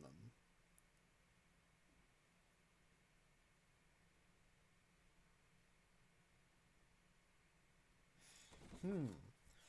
Because I'm gonna say I was taken through here to room 22 earlier, so I know... Actually, no, I wouldn't have gone through here. So, but I do know from the map that this is where the workers in the salt mine keep their stuff. I'm gonna put on one of the salt-crusted cloaks.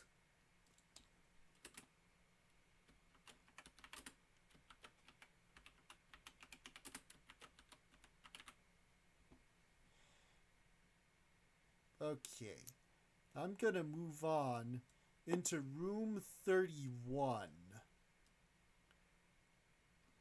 Or the hallway that leads into either 31 or 30. I'll go into room 30.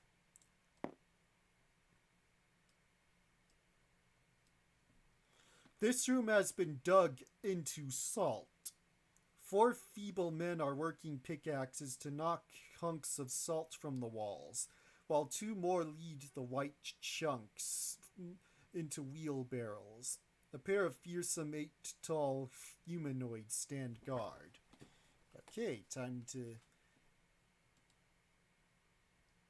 make some more game pieces.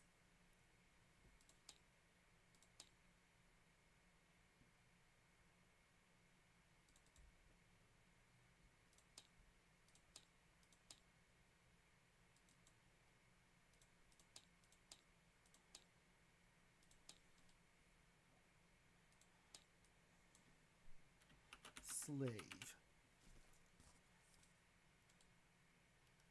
Right, how many slaves? 6. 1, 2, 3, 4, 5, 6. Although 2 of them have wheelbarrows, and there is a game piece for that.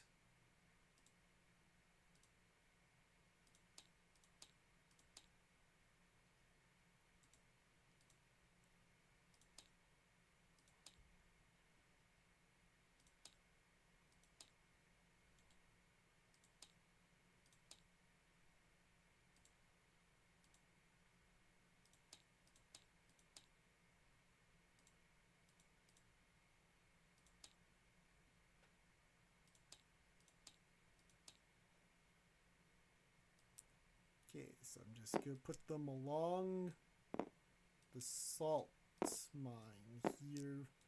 And they're all mining salt.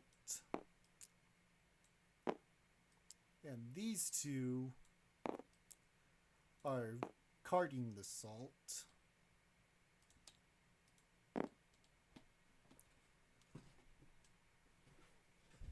And now this is going to be something else.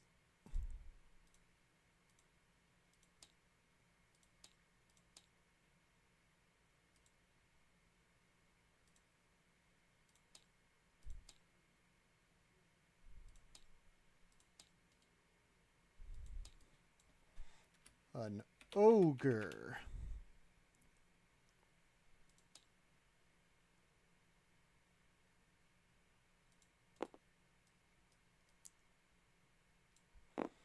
Okay, so the room has 2 ogres now.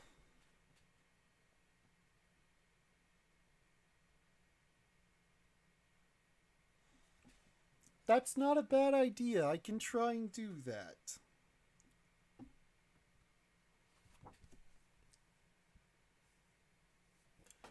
Yes, it probably is my only chance. I pick up a piece of salt. And I'm going to try and deceptively throw it at the farthest ogre over there. But I'm going to try and do it in a manner that makes it look like this ogre threw it at that ogre. Okay, let's go for it. I'll treat it like a stone. Alright, I have to make the initial roll first. Okay, what are the ogre's stats? Okay, AC 5. Okay, that's the main thing I needed to know.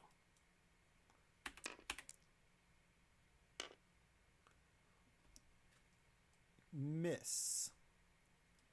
It goes flying, and I'm gonna say that the ogre shouts at the slaves, "Watch where you're throwing that salt!" Okay, so I'll give it another go. 14. Okay, so cleric 14. Yeah, that actually barely hits.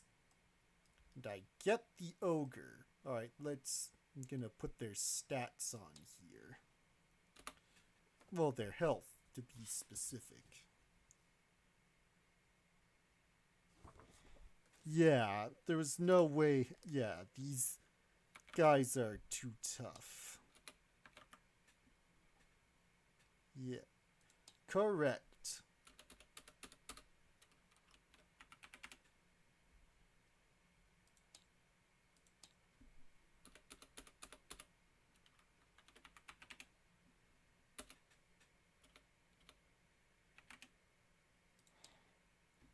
So let's see how much I hit Ogre 2 for.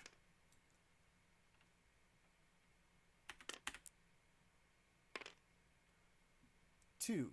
So Ogre 2 is down to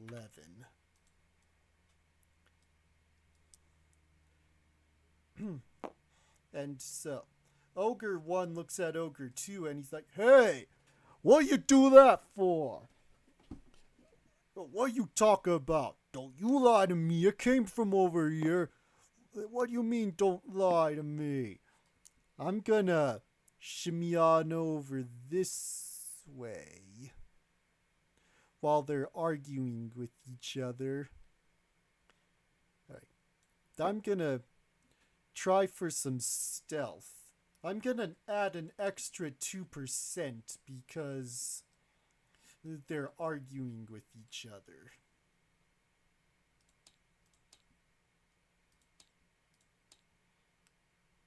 Time for some percentiles. Well, they don't have a D100 in Tabletop Simulator, so I'll just have to use 2 D10s and give one a slightly darker color than the other. Okay, so this one will be the 100, and this one will be the 10. Okay, so first move that. Okay, anything below a 2% will work.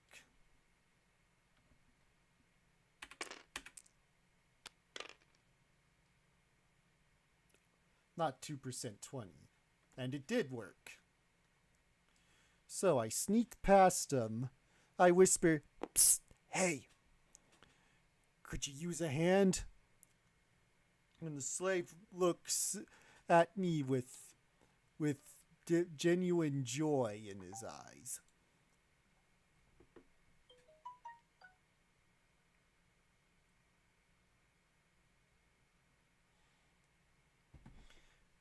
Okay, let's see what if I have anything that can help.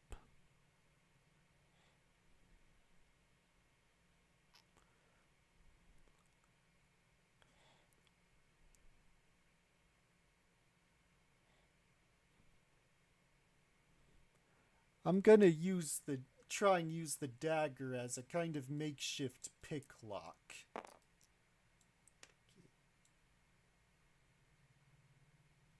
That's great. That's a nice thing to get a hold of, a hollow you bell. Okay, now let's see what I can do. Nope, I can't do it, he says. It's okay. We know you tried. But I got another idea. How about you convince half your friends to cheer for one orc and the other half to cheer for the other orc? Like, encourage them to fight each other. And, that's not a bad idea. We might be able to make that work for us. So he starts whispering to his friends while those two are arguing, and the slaves gather around and start half are cheering for one ogre and the other half are cheering for another ogre.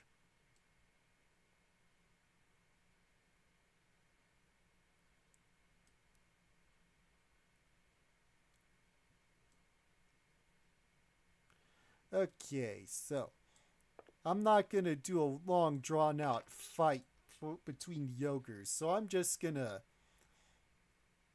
do this. 17 for ogre 1 and 10 for ogre 2.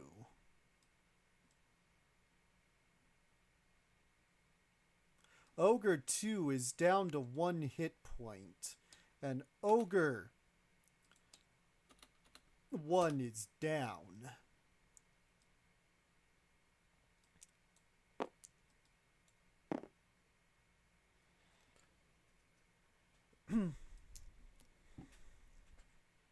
Then I go over and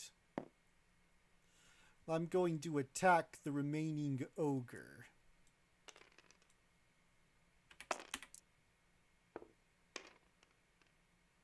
$16, and that is a hit.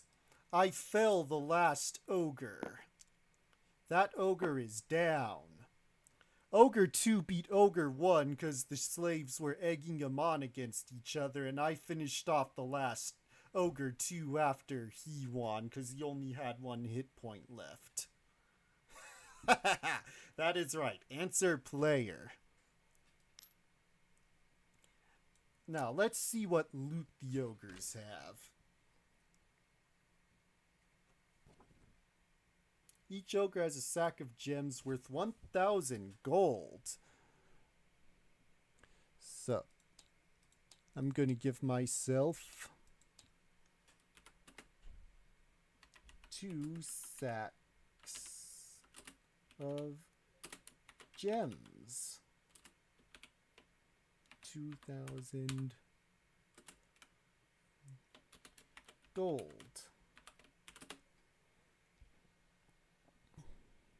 And 2 healing potions. Good. I'm going to make a separate entry for potions.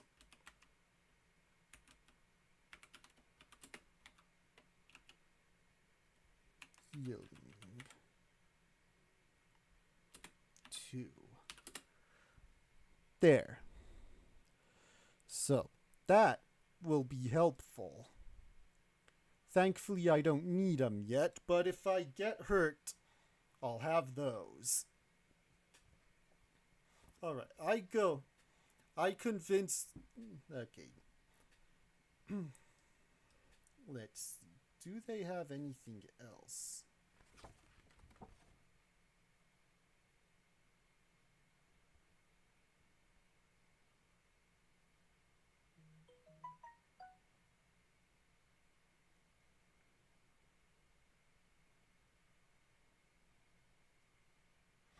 Alright, yeah, thank you, stranger.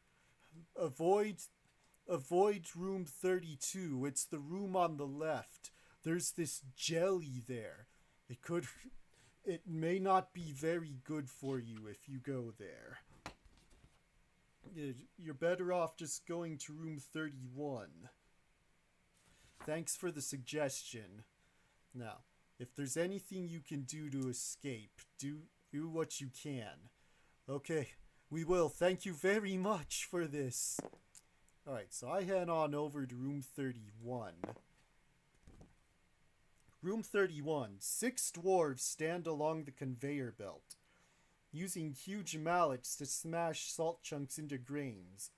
A pair of ogres guards them.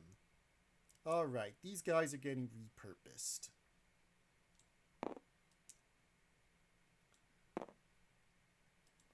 Now for some dwarf pieces.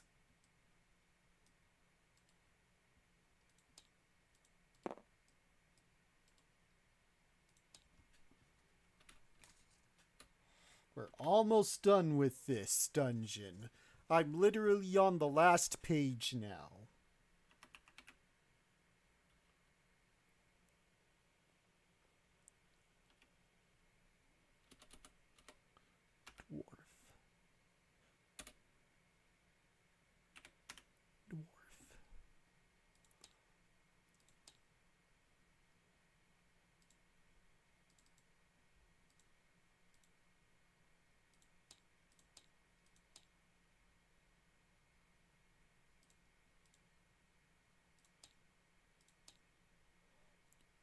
Import and clone. Right, how many dwarves? 6. Just put them at the head. Have that dwarf working the crank for the conveyor belt. Okay, so dwarves are smashing salt into small grains, small enough to fit inside your salt shaker, while this one works the crank.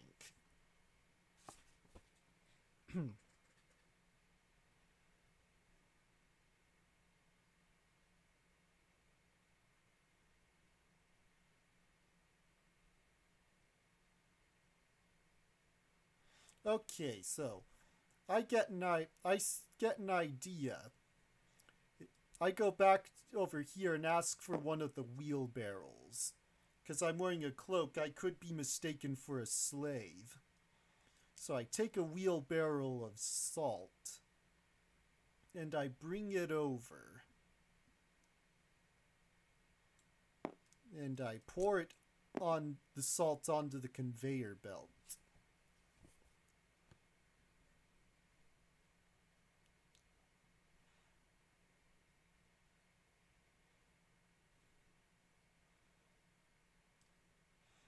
I get an idea. I ask the dwarves to please move and let me past. I have to speak to the ogres. Okay. This may require some charisma on my part.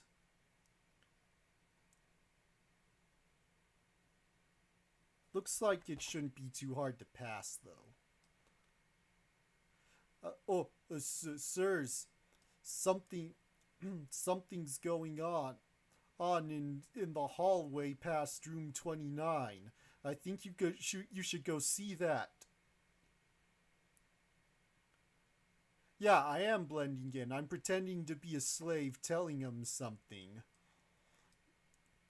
Okay, now to make a charisma roll to see of how convincing I am as a pretend slave.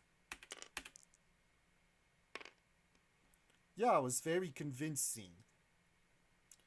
So, the ogres, huh?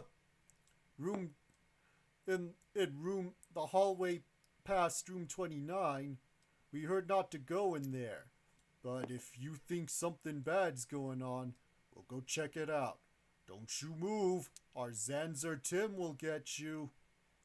So the ogres muscle past the the dwarfs and go into the room where the werewolf and the eldritch horror are waiting.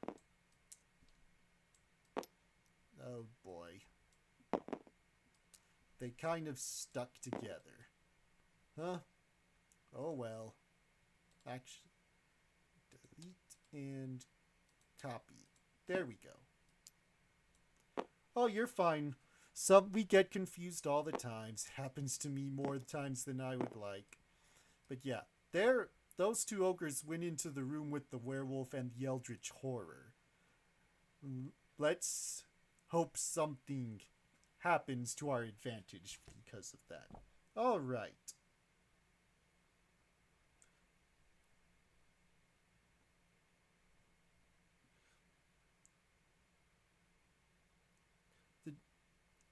And the dwarf, I tell the dwarves I'm planning an escape, and they all are very eager. I'm trying to escape. Can you dwarves help me? Yeah, we're in. What can we do to help? First, I need you guys to free the slaves in the mines. We could use their help. I'll go. So he goes. A little bit later, he comes back with all the slaves, and their shackles busted.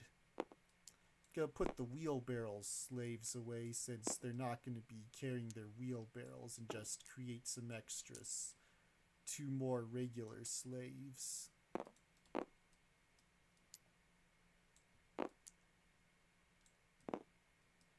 Okay, gonna condense everyone here.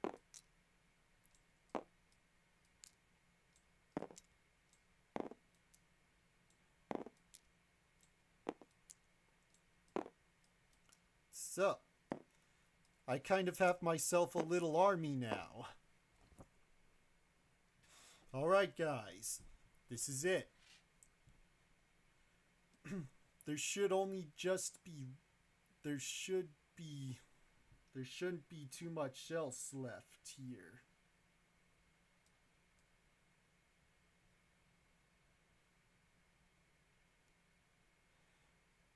Guess I was supposed to do something with these rooms.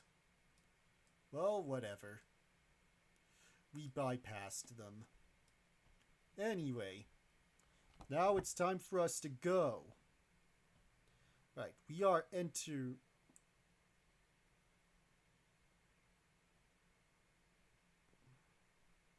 Okay, I'm gonna check something real quick here.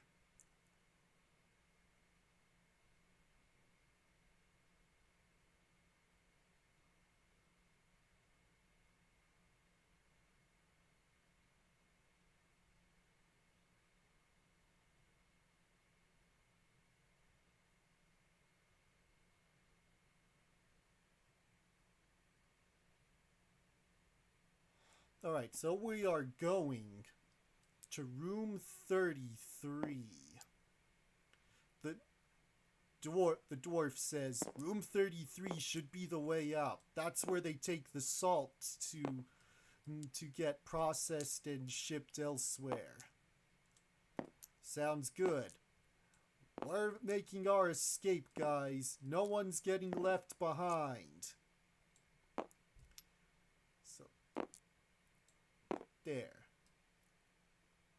Room 33. This room is dark. That's the only description here. One of the dwarves lights a torch, but despite being he knows the torch is lit, the darkness is not receding at all. We do not see the light despite knowing the light is there.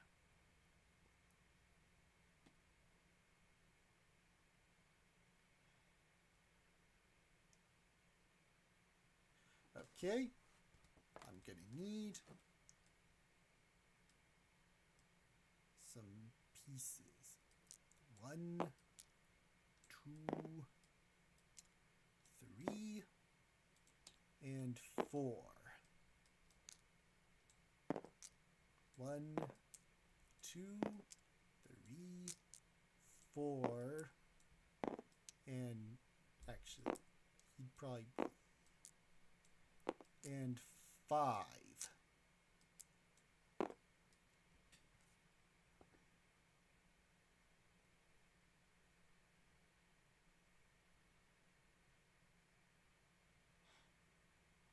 Alright, I need to make a surprise roll. Okay, so D6. Believe it's on a 5 or 6. 3. Okay.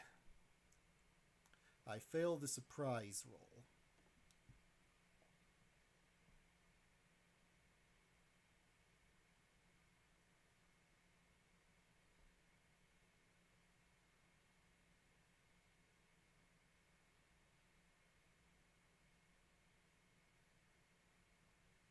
Yeah, I am surprised indeed.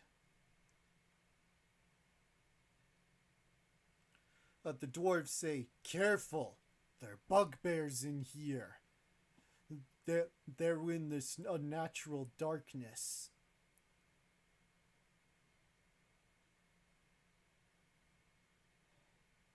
And then we hear, "You will not leave this darkness alive.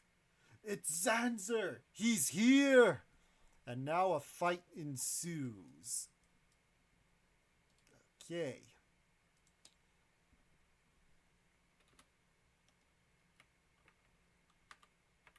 I'm gonna put myself back to full health.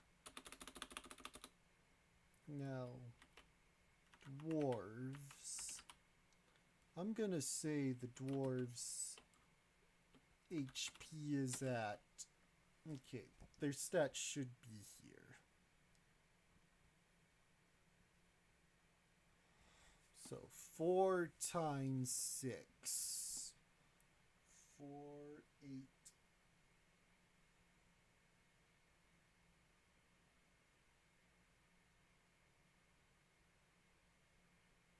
24, so I'll do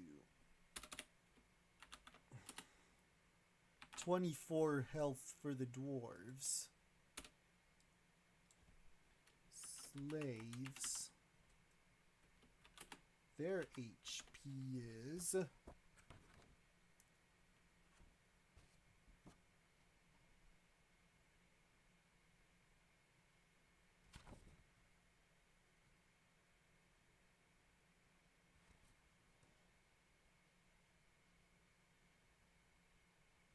Guess there are no stats for the slaves.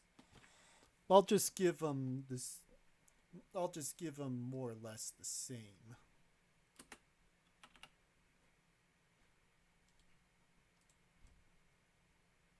Oh yes. Bugbears. The bugbear's health is at 12, so there are how many bugbears? 4, so 24, 36, 48. Their health will be 48. And Zanzer,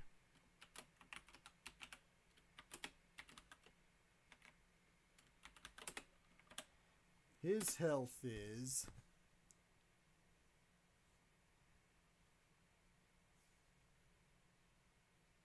12. So we've got an all-out brawl here.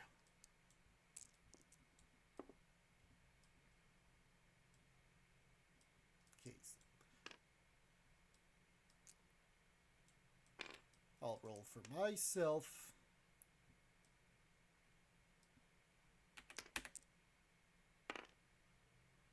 Seven. Alright, I should probably get something. This'll work. Me. 7. Dwarves. Alright, now the dwarves will roll. 2. The dwarves roll a 2 on their initiative. I'm supposed to be using a d6, but oh well. Now the slaves are next.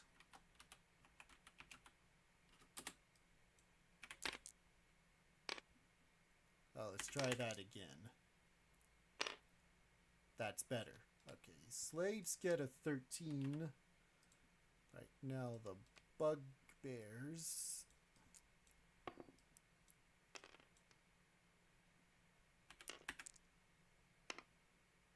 Bugbears get a 10.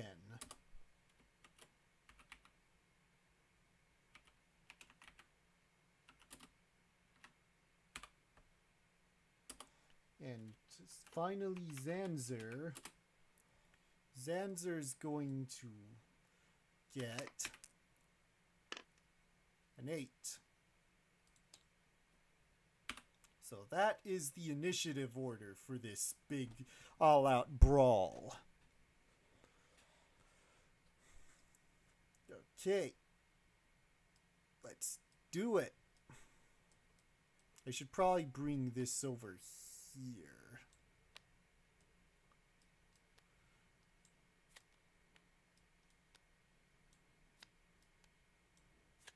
Come on. There. That should work. I should bring the health too, yeah. It'll make things easier. That works too.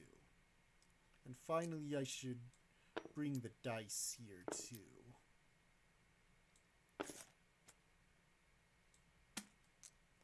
Put my ChanceIchio piece over here. And there. Okay, let's bring the dice bowl over. Prepare for final battle.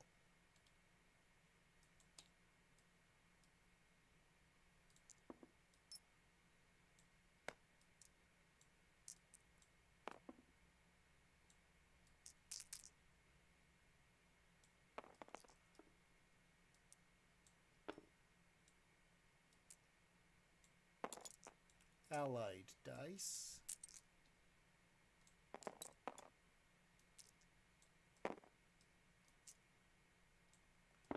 And now my dice.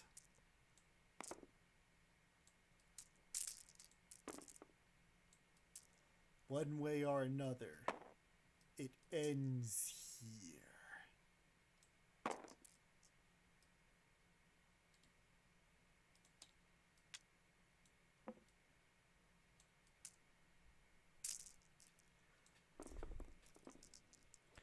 Okay. First, it's the slaves. I'll use this one slave to represent all of them. Actually, no, I'm just going to bring them all.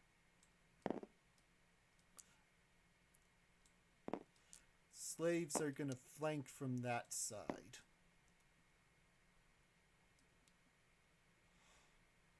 Okay.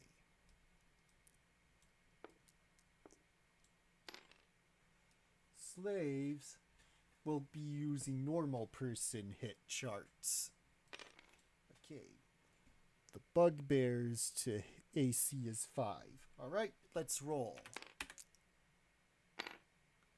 13. 15. So 5 for a regular. Nope, that doesn't work. Alright. Next is the bugbears. They're gonna attack the slaves now.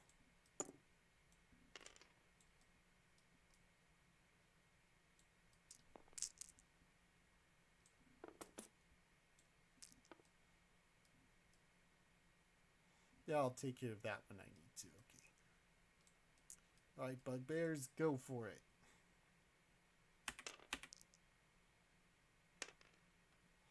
$15. Okay, let's see. They're so 3 against the dwarves, AC of 9. Yeah, they hit the slaves.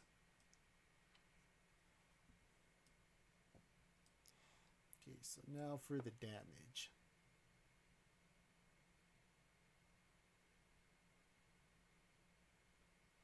$1d6 damage. Okay, so 2. The slaves lose 2 hit points.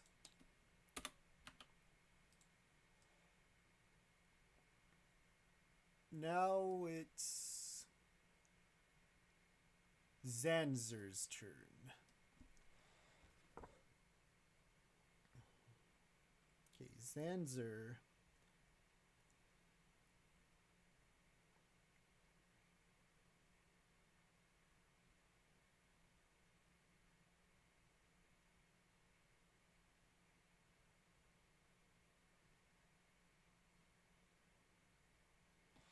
Okay, Zanzer pulls out a scroll and he speaks words and magic missiles shoot from it. Gonna use a D4 to decide who he hits with that magic missile. Me being 1, the dwarves being 2 and 3, and the dwarves being, and the slaves being 4. Okay, roll. The dwarves get hit with the magic missile. So 1d6 plus 1 for that.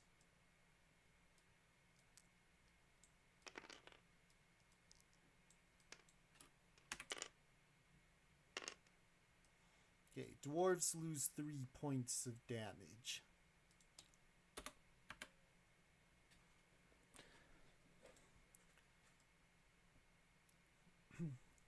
And now, it's my turn.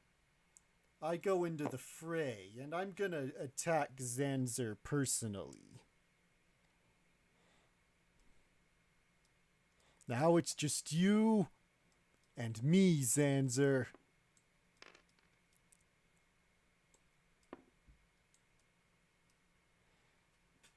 Yeah, well, on one side, yeah. I actually grouped all their HP into one pile, so so I wouldn't have to just deal with their individual health. So this just large bit of dwarf and slave and even bugbear hit points represents the whole group. Right, now I'm going to use my silver bar.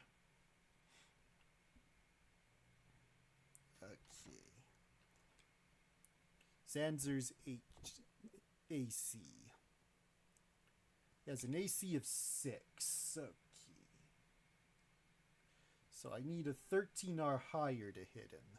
So let's go. I do not get him. Right, back to the top of the initiative order. Slaves.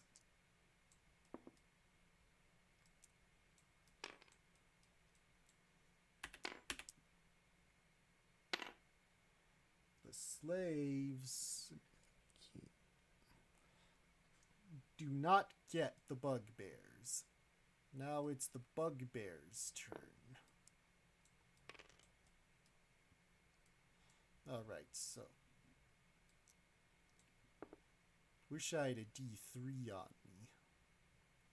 Actually, y'all have the bugbear. due to the large numbers, I'm gonna have the bugbears focus on the groups. So the bugbears are gonna attack the dwarves this time.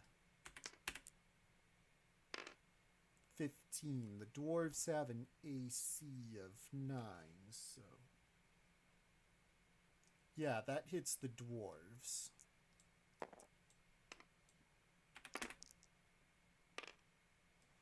So the dwarves lose 5.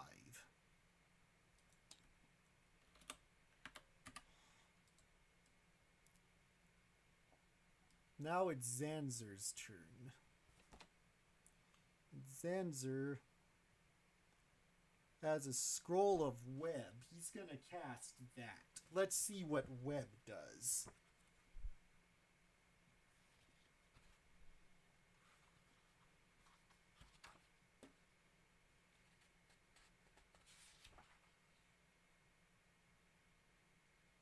Okay, web. Web conjures a many-layered mass of strong, sticky threads, blocking a 12-cube area. Creatures caught within a web become entangled among the gluey fibers. Okay. But can break free depending on their strength. This takes 2d4 turns for creatures with strength in the normal human range. For creatures strength above 18 or 2.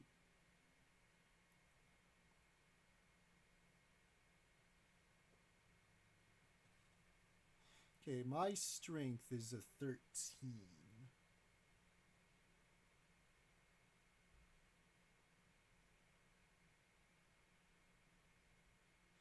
Okay, he's gonna cast... He pulls out a... Yep, the big boss. This is the final battle. Slaves and dwarves against bugbear bodyguards, and me against Zanzer, who just used up his web scroll on me. Right, so now we need to roll. Now we need to roll to see how many turns the web lasts for. 2. So I'm stuck in web for 2 turns. Right, now we're back at the top of... Actually, I'm gonna attempt to break it. I don't think I can, but I'm still gonna try. I'm gonna say a roll of 6 will do it. So if I get a 5 or a 6, I should break free. Nope, I'm stuck.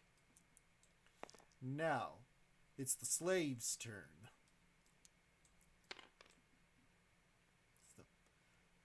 Go.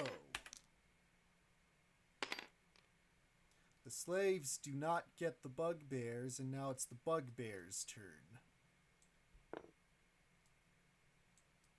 Just put these 2 over here. Bugbears will go for the slaves this time. And they get the slaves. Okay, so now for damage. 3. The slaves lose 3 points.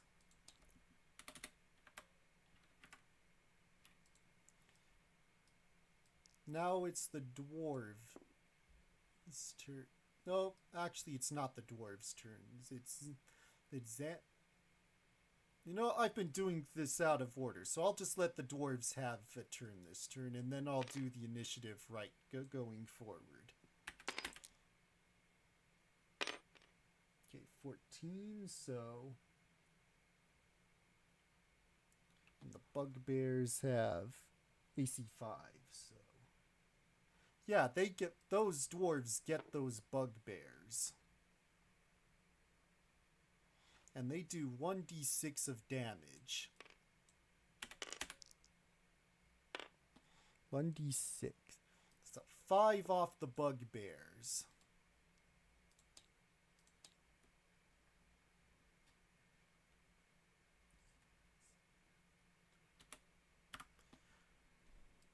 Yeah, those bugbears are not going to be easy. Right.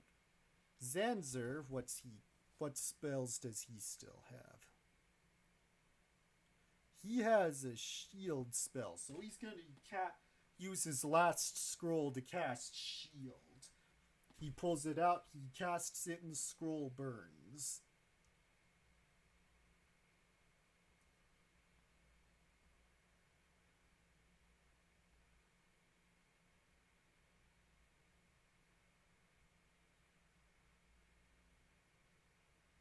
So his AC is now 4. For how many turns? Okay, how many turns is his AC gonna be for?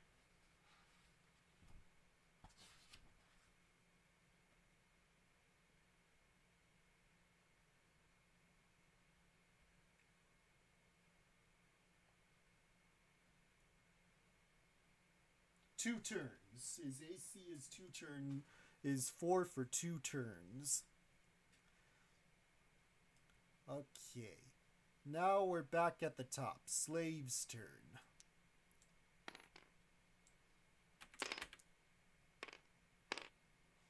Ten. They do not get the bugbears. Now it's the bugbear's turn. 13. They attacking the dwarves, and the dwarves' AC is 9. So, yeah, they get the dwarves. Get out there, D6, D20. Ouch! 7 off the dwarves.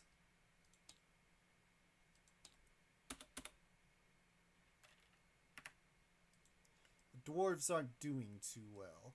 I'm gonna remove 3 of them to represent that they've suffered losses.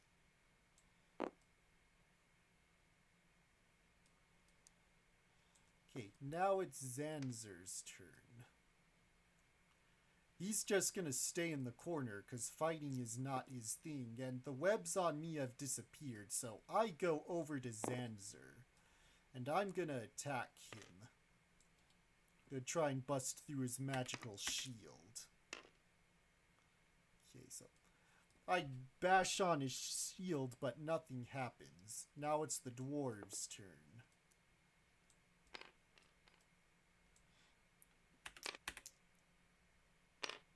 Natural 20. I'm gonna say the dwarves, they gather all around the bugbears as much as, and they really lay in on them. And to represent this, I'm gonna have them roll 3d6s plus 2 to their damage. So 13, so 14 off the bugbears.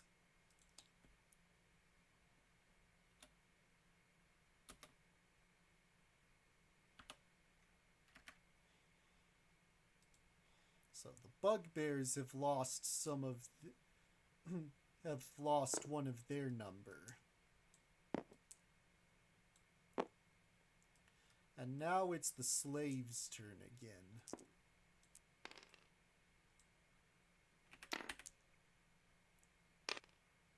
They do not fare so well.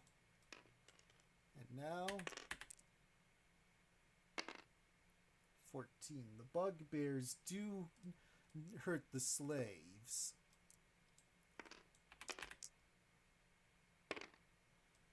Slaves lose 4 points of damage. And I'm going to take 3 off the slaves. Now it's Zanzer's turn. He's gonna try fisticuffs, but that's not his forte, so we'll see just how well he does.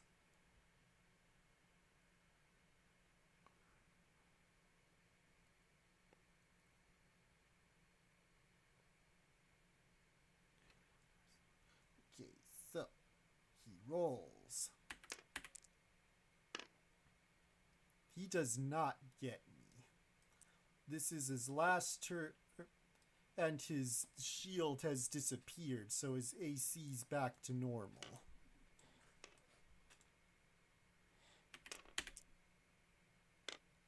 12, so Zanzer's AC is 6. Okay, cleric 6.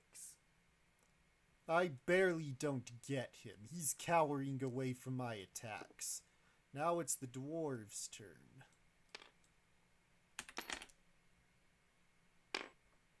They do not get them. And now it's the slaves' turn.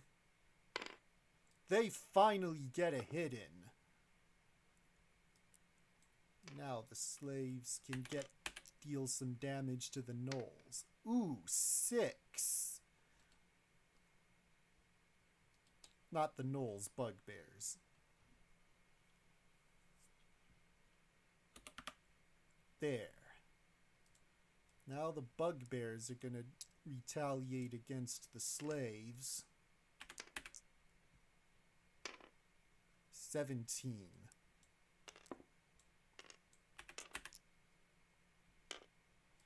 So the slaves lose 4.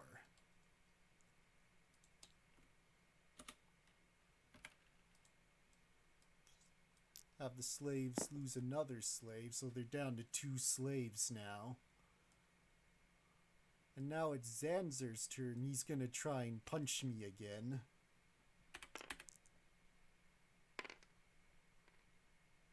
14. Magic user of 1st level. And my AC is 4, so... Nope. He barely doesn't get me. That was his best shot with hand-to-hand. Now it's my turn. 15. So AC of 6. And yeah, I get Zanzer, finally. So, silver bar, D4. Roll it. Hit Zanzer for 4 hit points.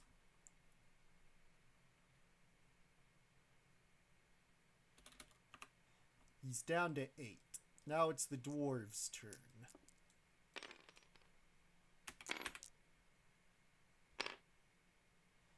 The dwarves...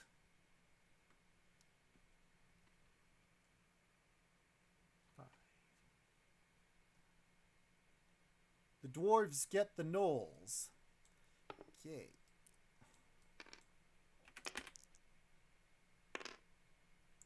One point. Well, that's better than nothing. Now it's the slaves' turn.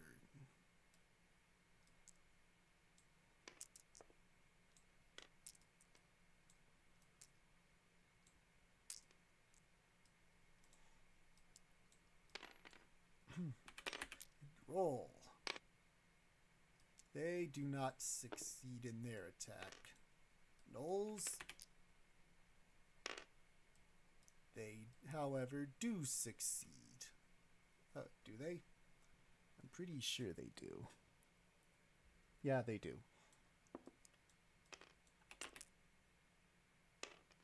6 plus 1 against the slaves. There's only 1 slave left. Now it's Zanzer's turn. He does not get me. However, I get Zanzer.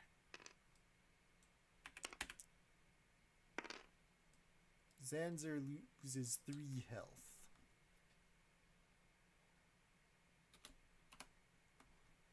Now it's time for the dwarves.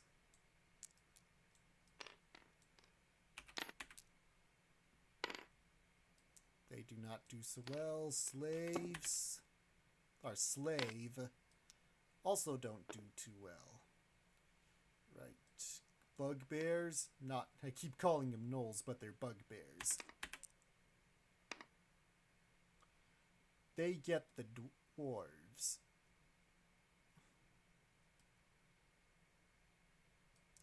Okay. Gotta do damage. The bugbears, well, their enemies are easy to hit. 5 off the dwarves. Am I calculating? Have I been calculating the dwarves' health right?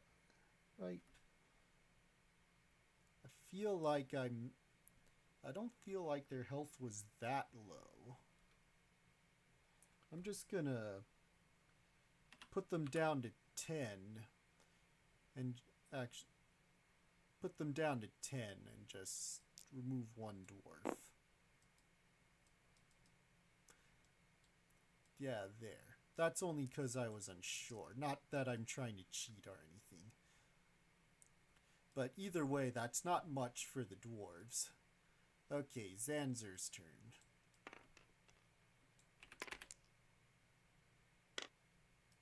Nope. Not good for Zanzer.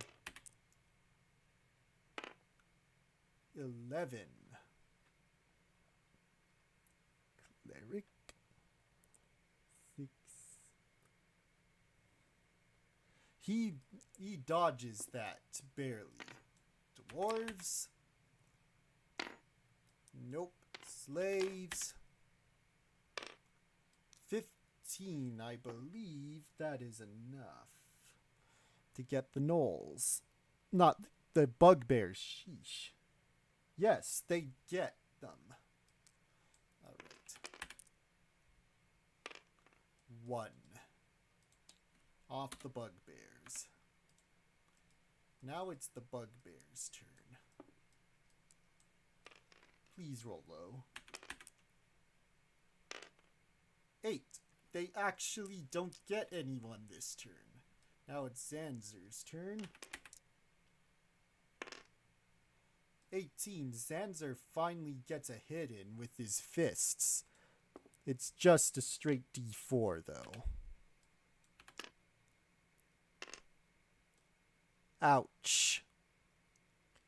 Well, on my turn, I down one of my health potions. So that brings me back to full. But that's my action. Now it's the dwarves' turn. Nope. Slaves. Nope. Now it's the bugbears. They barely don't get them. Now, Zanzer. Darn it, he gets me again. 2 times in a row. I lose 2 points, so I'm down to 3. So I'm gonna chance at not drinking a potion this time and just attack.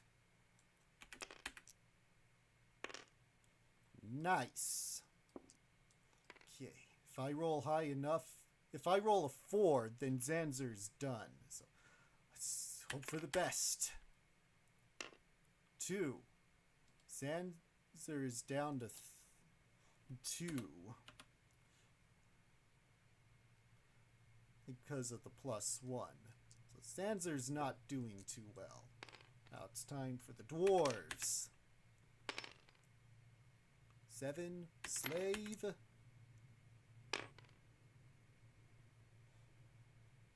Nope. That does not do it for the slave. Now, the bugbears. Nope. Zanzer. I believe that's a miss on Zanzer's part. Just gonna double check.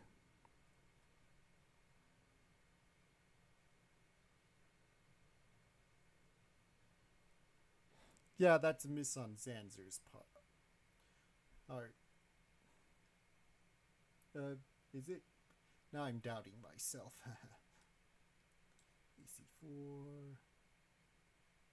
Yep, that's a miss. Now it's my turn. I need to hit him. Actually, if I just hit him once, it's over. That's how little he has. And I do. I swing my silver bar and wham, wham, wham, and bash! Zanzer is no more. Time for a morality roll from the gnolls. They have to roll, I think, a natural 6 to win this. They do not. They are afraid. They don't want anything to do with this. The one slave is running back around where the dwarves are. And we allow the bugbears to escape that way.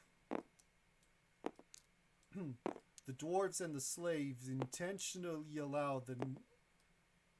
are intentionally blocking their way, so they have to get through room 32, where they get pounced by a green jelly. The dwarf notices something and he brings it to me. Some scrolls here. One of them looks clerical. I think you can use it. The cleric's scroll is Cure Light Wound. There are 3 Cure Light Wounds for the cleric's scrolls and a light spell. There's some magic user spells, but I cannot use those. I'll still put them on in case I can make use of them later.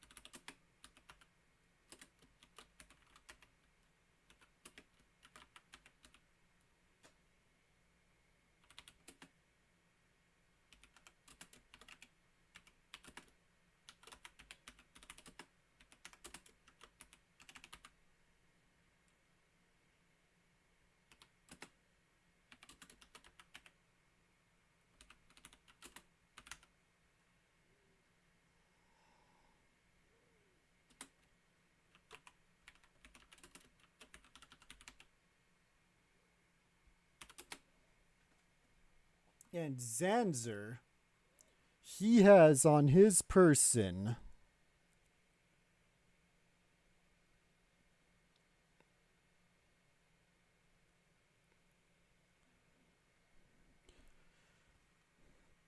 a ring of animal control. So, ring of animal control.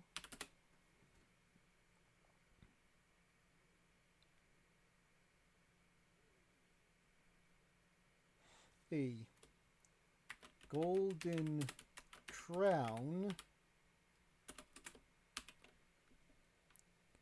worth 2,500 gold and a sack of rubies worth 3,000 gold.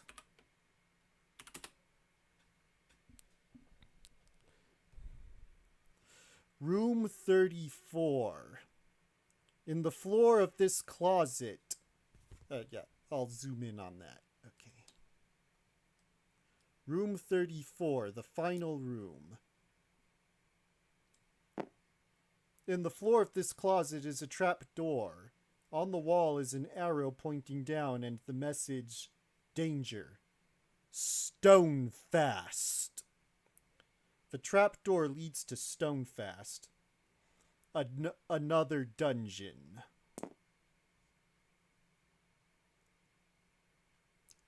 And with that, Zanzer's dungeon is defeated. Now let's wrap up with the remaining NPCs.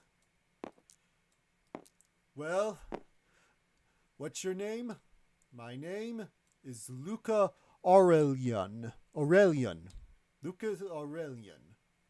Well, Luca, we owe you a lot. We suffered a lot of losses. Most of our friends are gone. But we wouldn't have our freedom if not for you. We thank you. They spit on and kicked Zanzer's corpse. He got what he deserved. And just look at this real quick.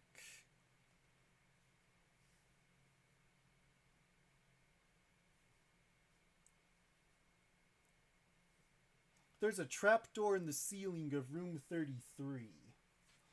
This leads out to the outside. Care to come with us? Yeah. I need to go into town, but I feel like there's a reason there's an entrance to a place called Stonefast. Do you know what that's about? Oh yes. It was made by the dwarves a long time ago. But that's a story for another time. Perhaps we could talk about it over a cup at the nearest inn. You know, I'd like that. Let's go into town. There was a lot of people who died down here. Let's go make their deaths mean something. So everyone escapes through the trap door, which I guess is the letter C here, and leaving Zanzer's corpse where it is. One day, Stonefast will be explored. But for now, the hero of the hour needs his rest. And that is the end of Zanzer's Dungeon. Thank you very much for joining me for this. And we're not quite done, because I prepared something special to mark the end of this. Before that, I'll zoom out and show the whole dungeon. Yes. Here is everyone. We suffered many losses, all in the death bowl of death. Quickly count the dead. 1, 2, 3, 4, 5. Zanzer's dungeon took 5 characters. After we got to this final session where I had all the freedom I could want, I was finally able to keep a character alive, even though I went through 3 characters before that. But yeah. So, now it's time for the surprise. It's the closest I threw this together earlier today before my FGO stream. So it's the closest thing to a credit roll I was able to cobble together. I hope y'all enjoy it. So I'll turn off my mic as I play this for y'all.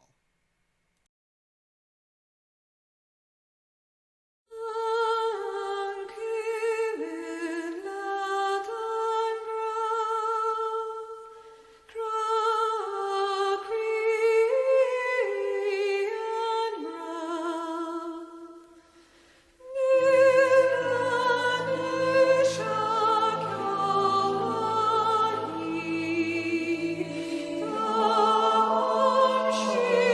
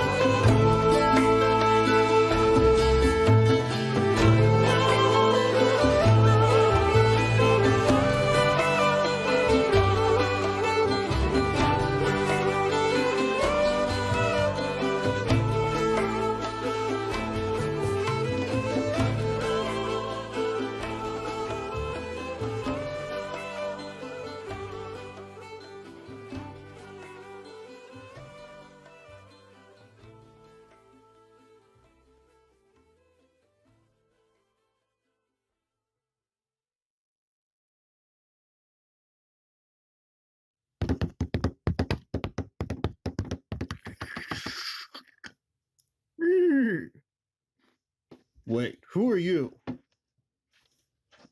Yes, I'm Axel.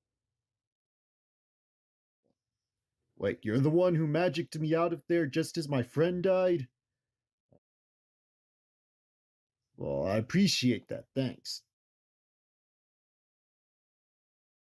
You want me to do a favor for you in return?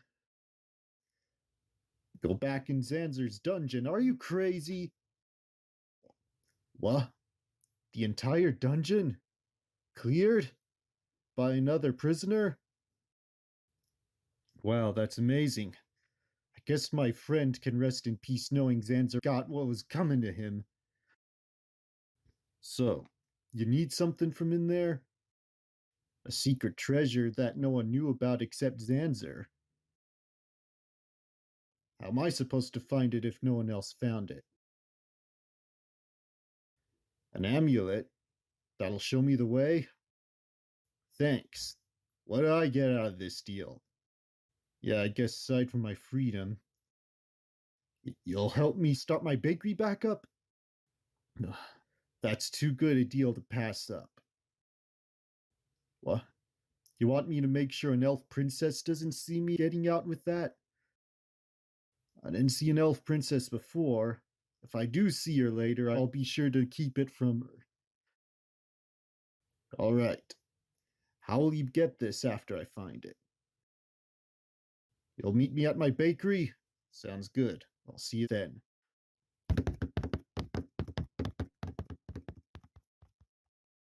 Huh. Interesting. Well, this should be easy. I know one thing. After this is all over, Axel will finally have some justice.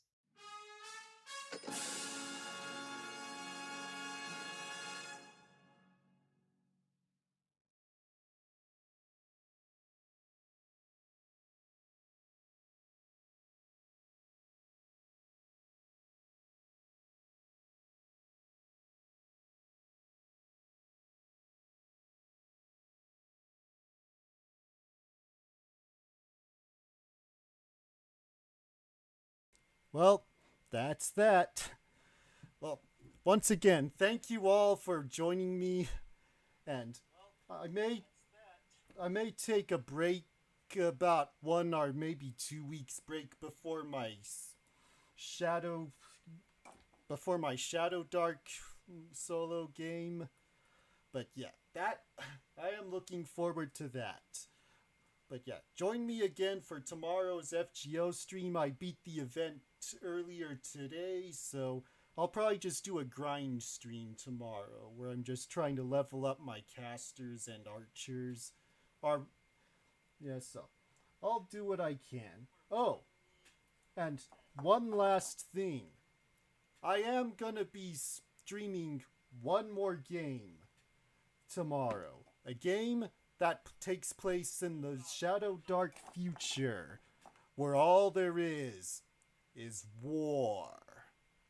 Well, with that, thank you once again, and I'll see you all next time. Good night, everybody!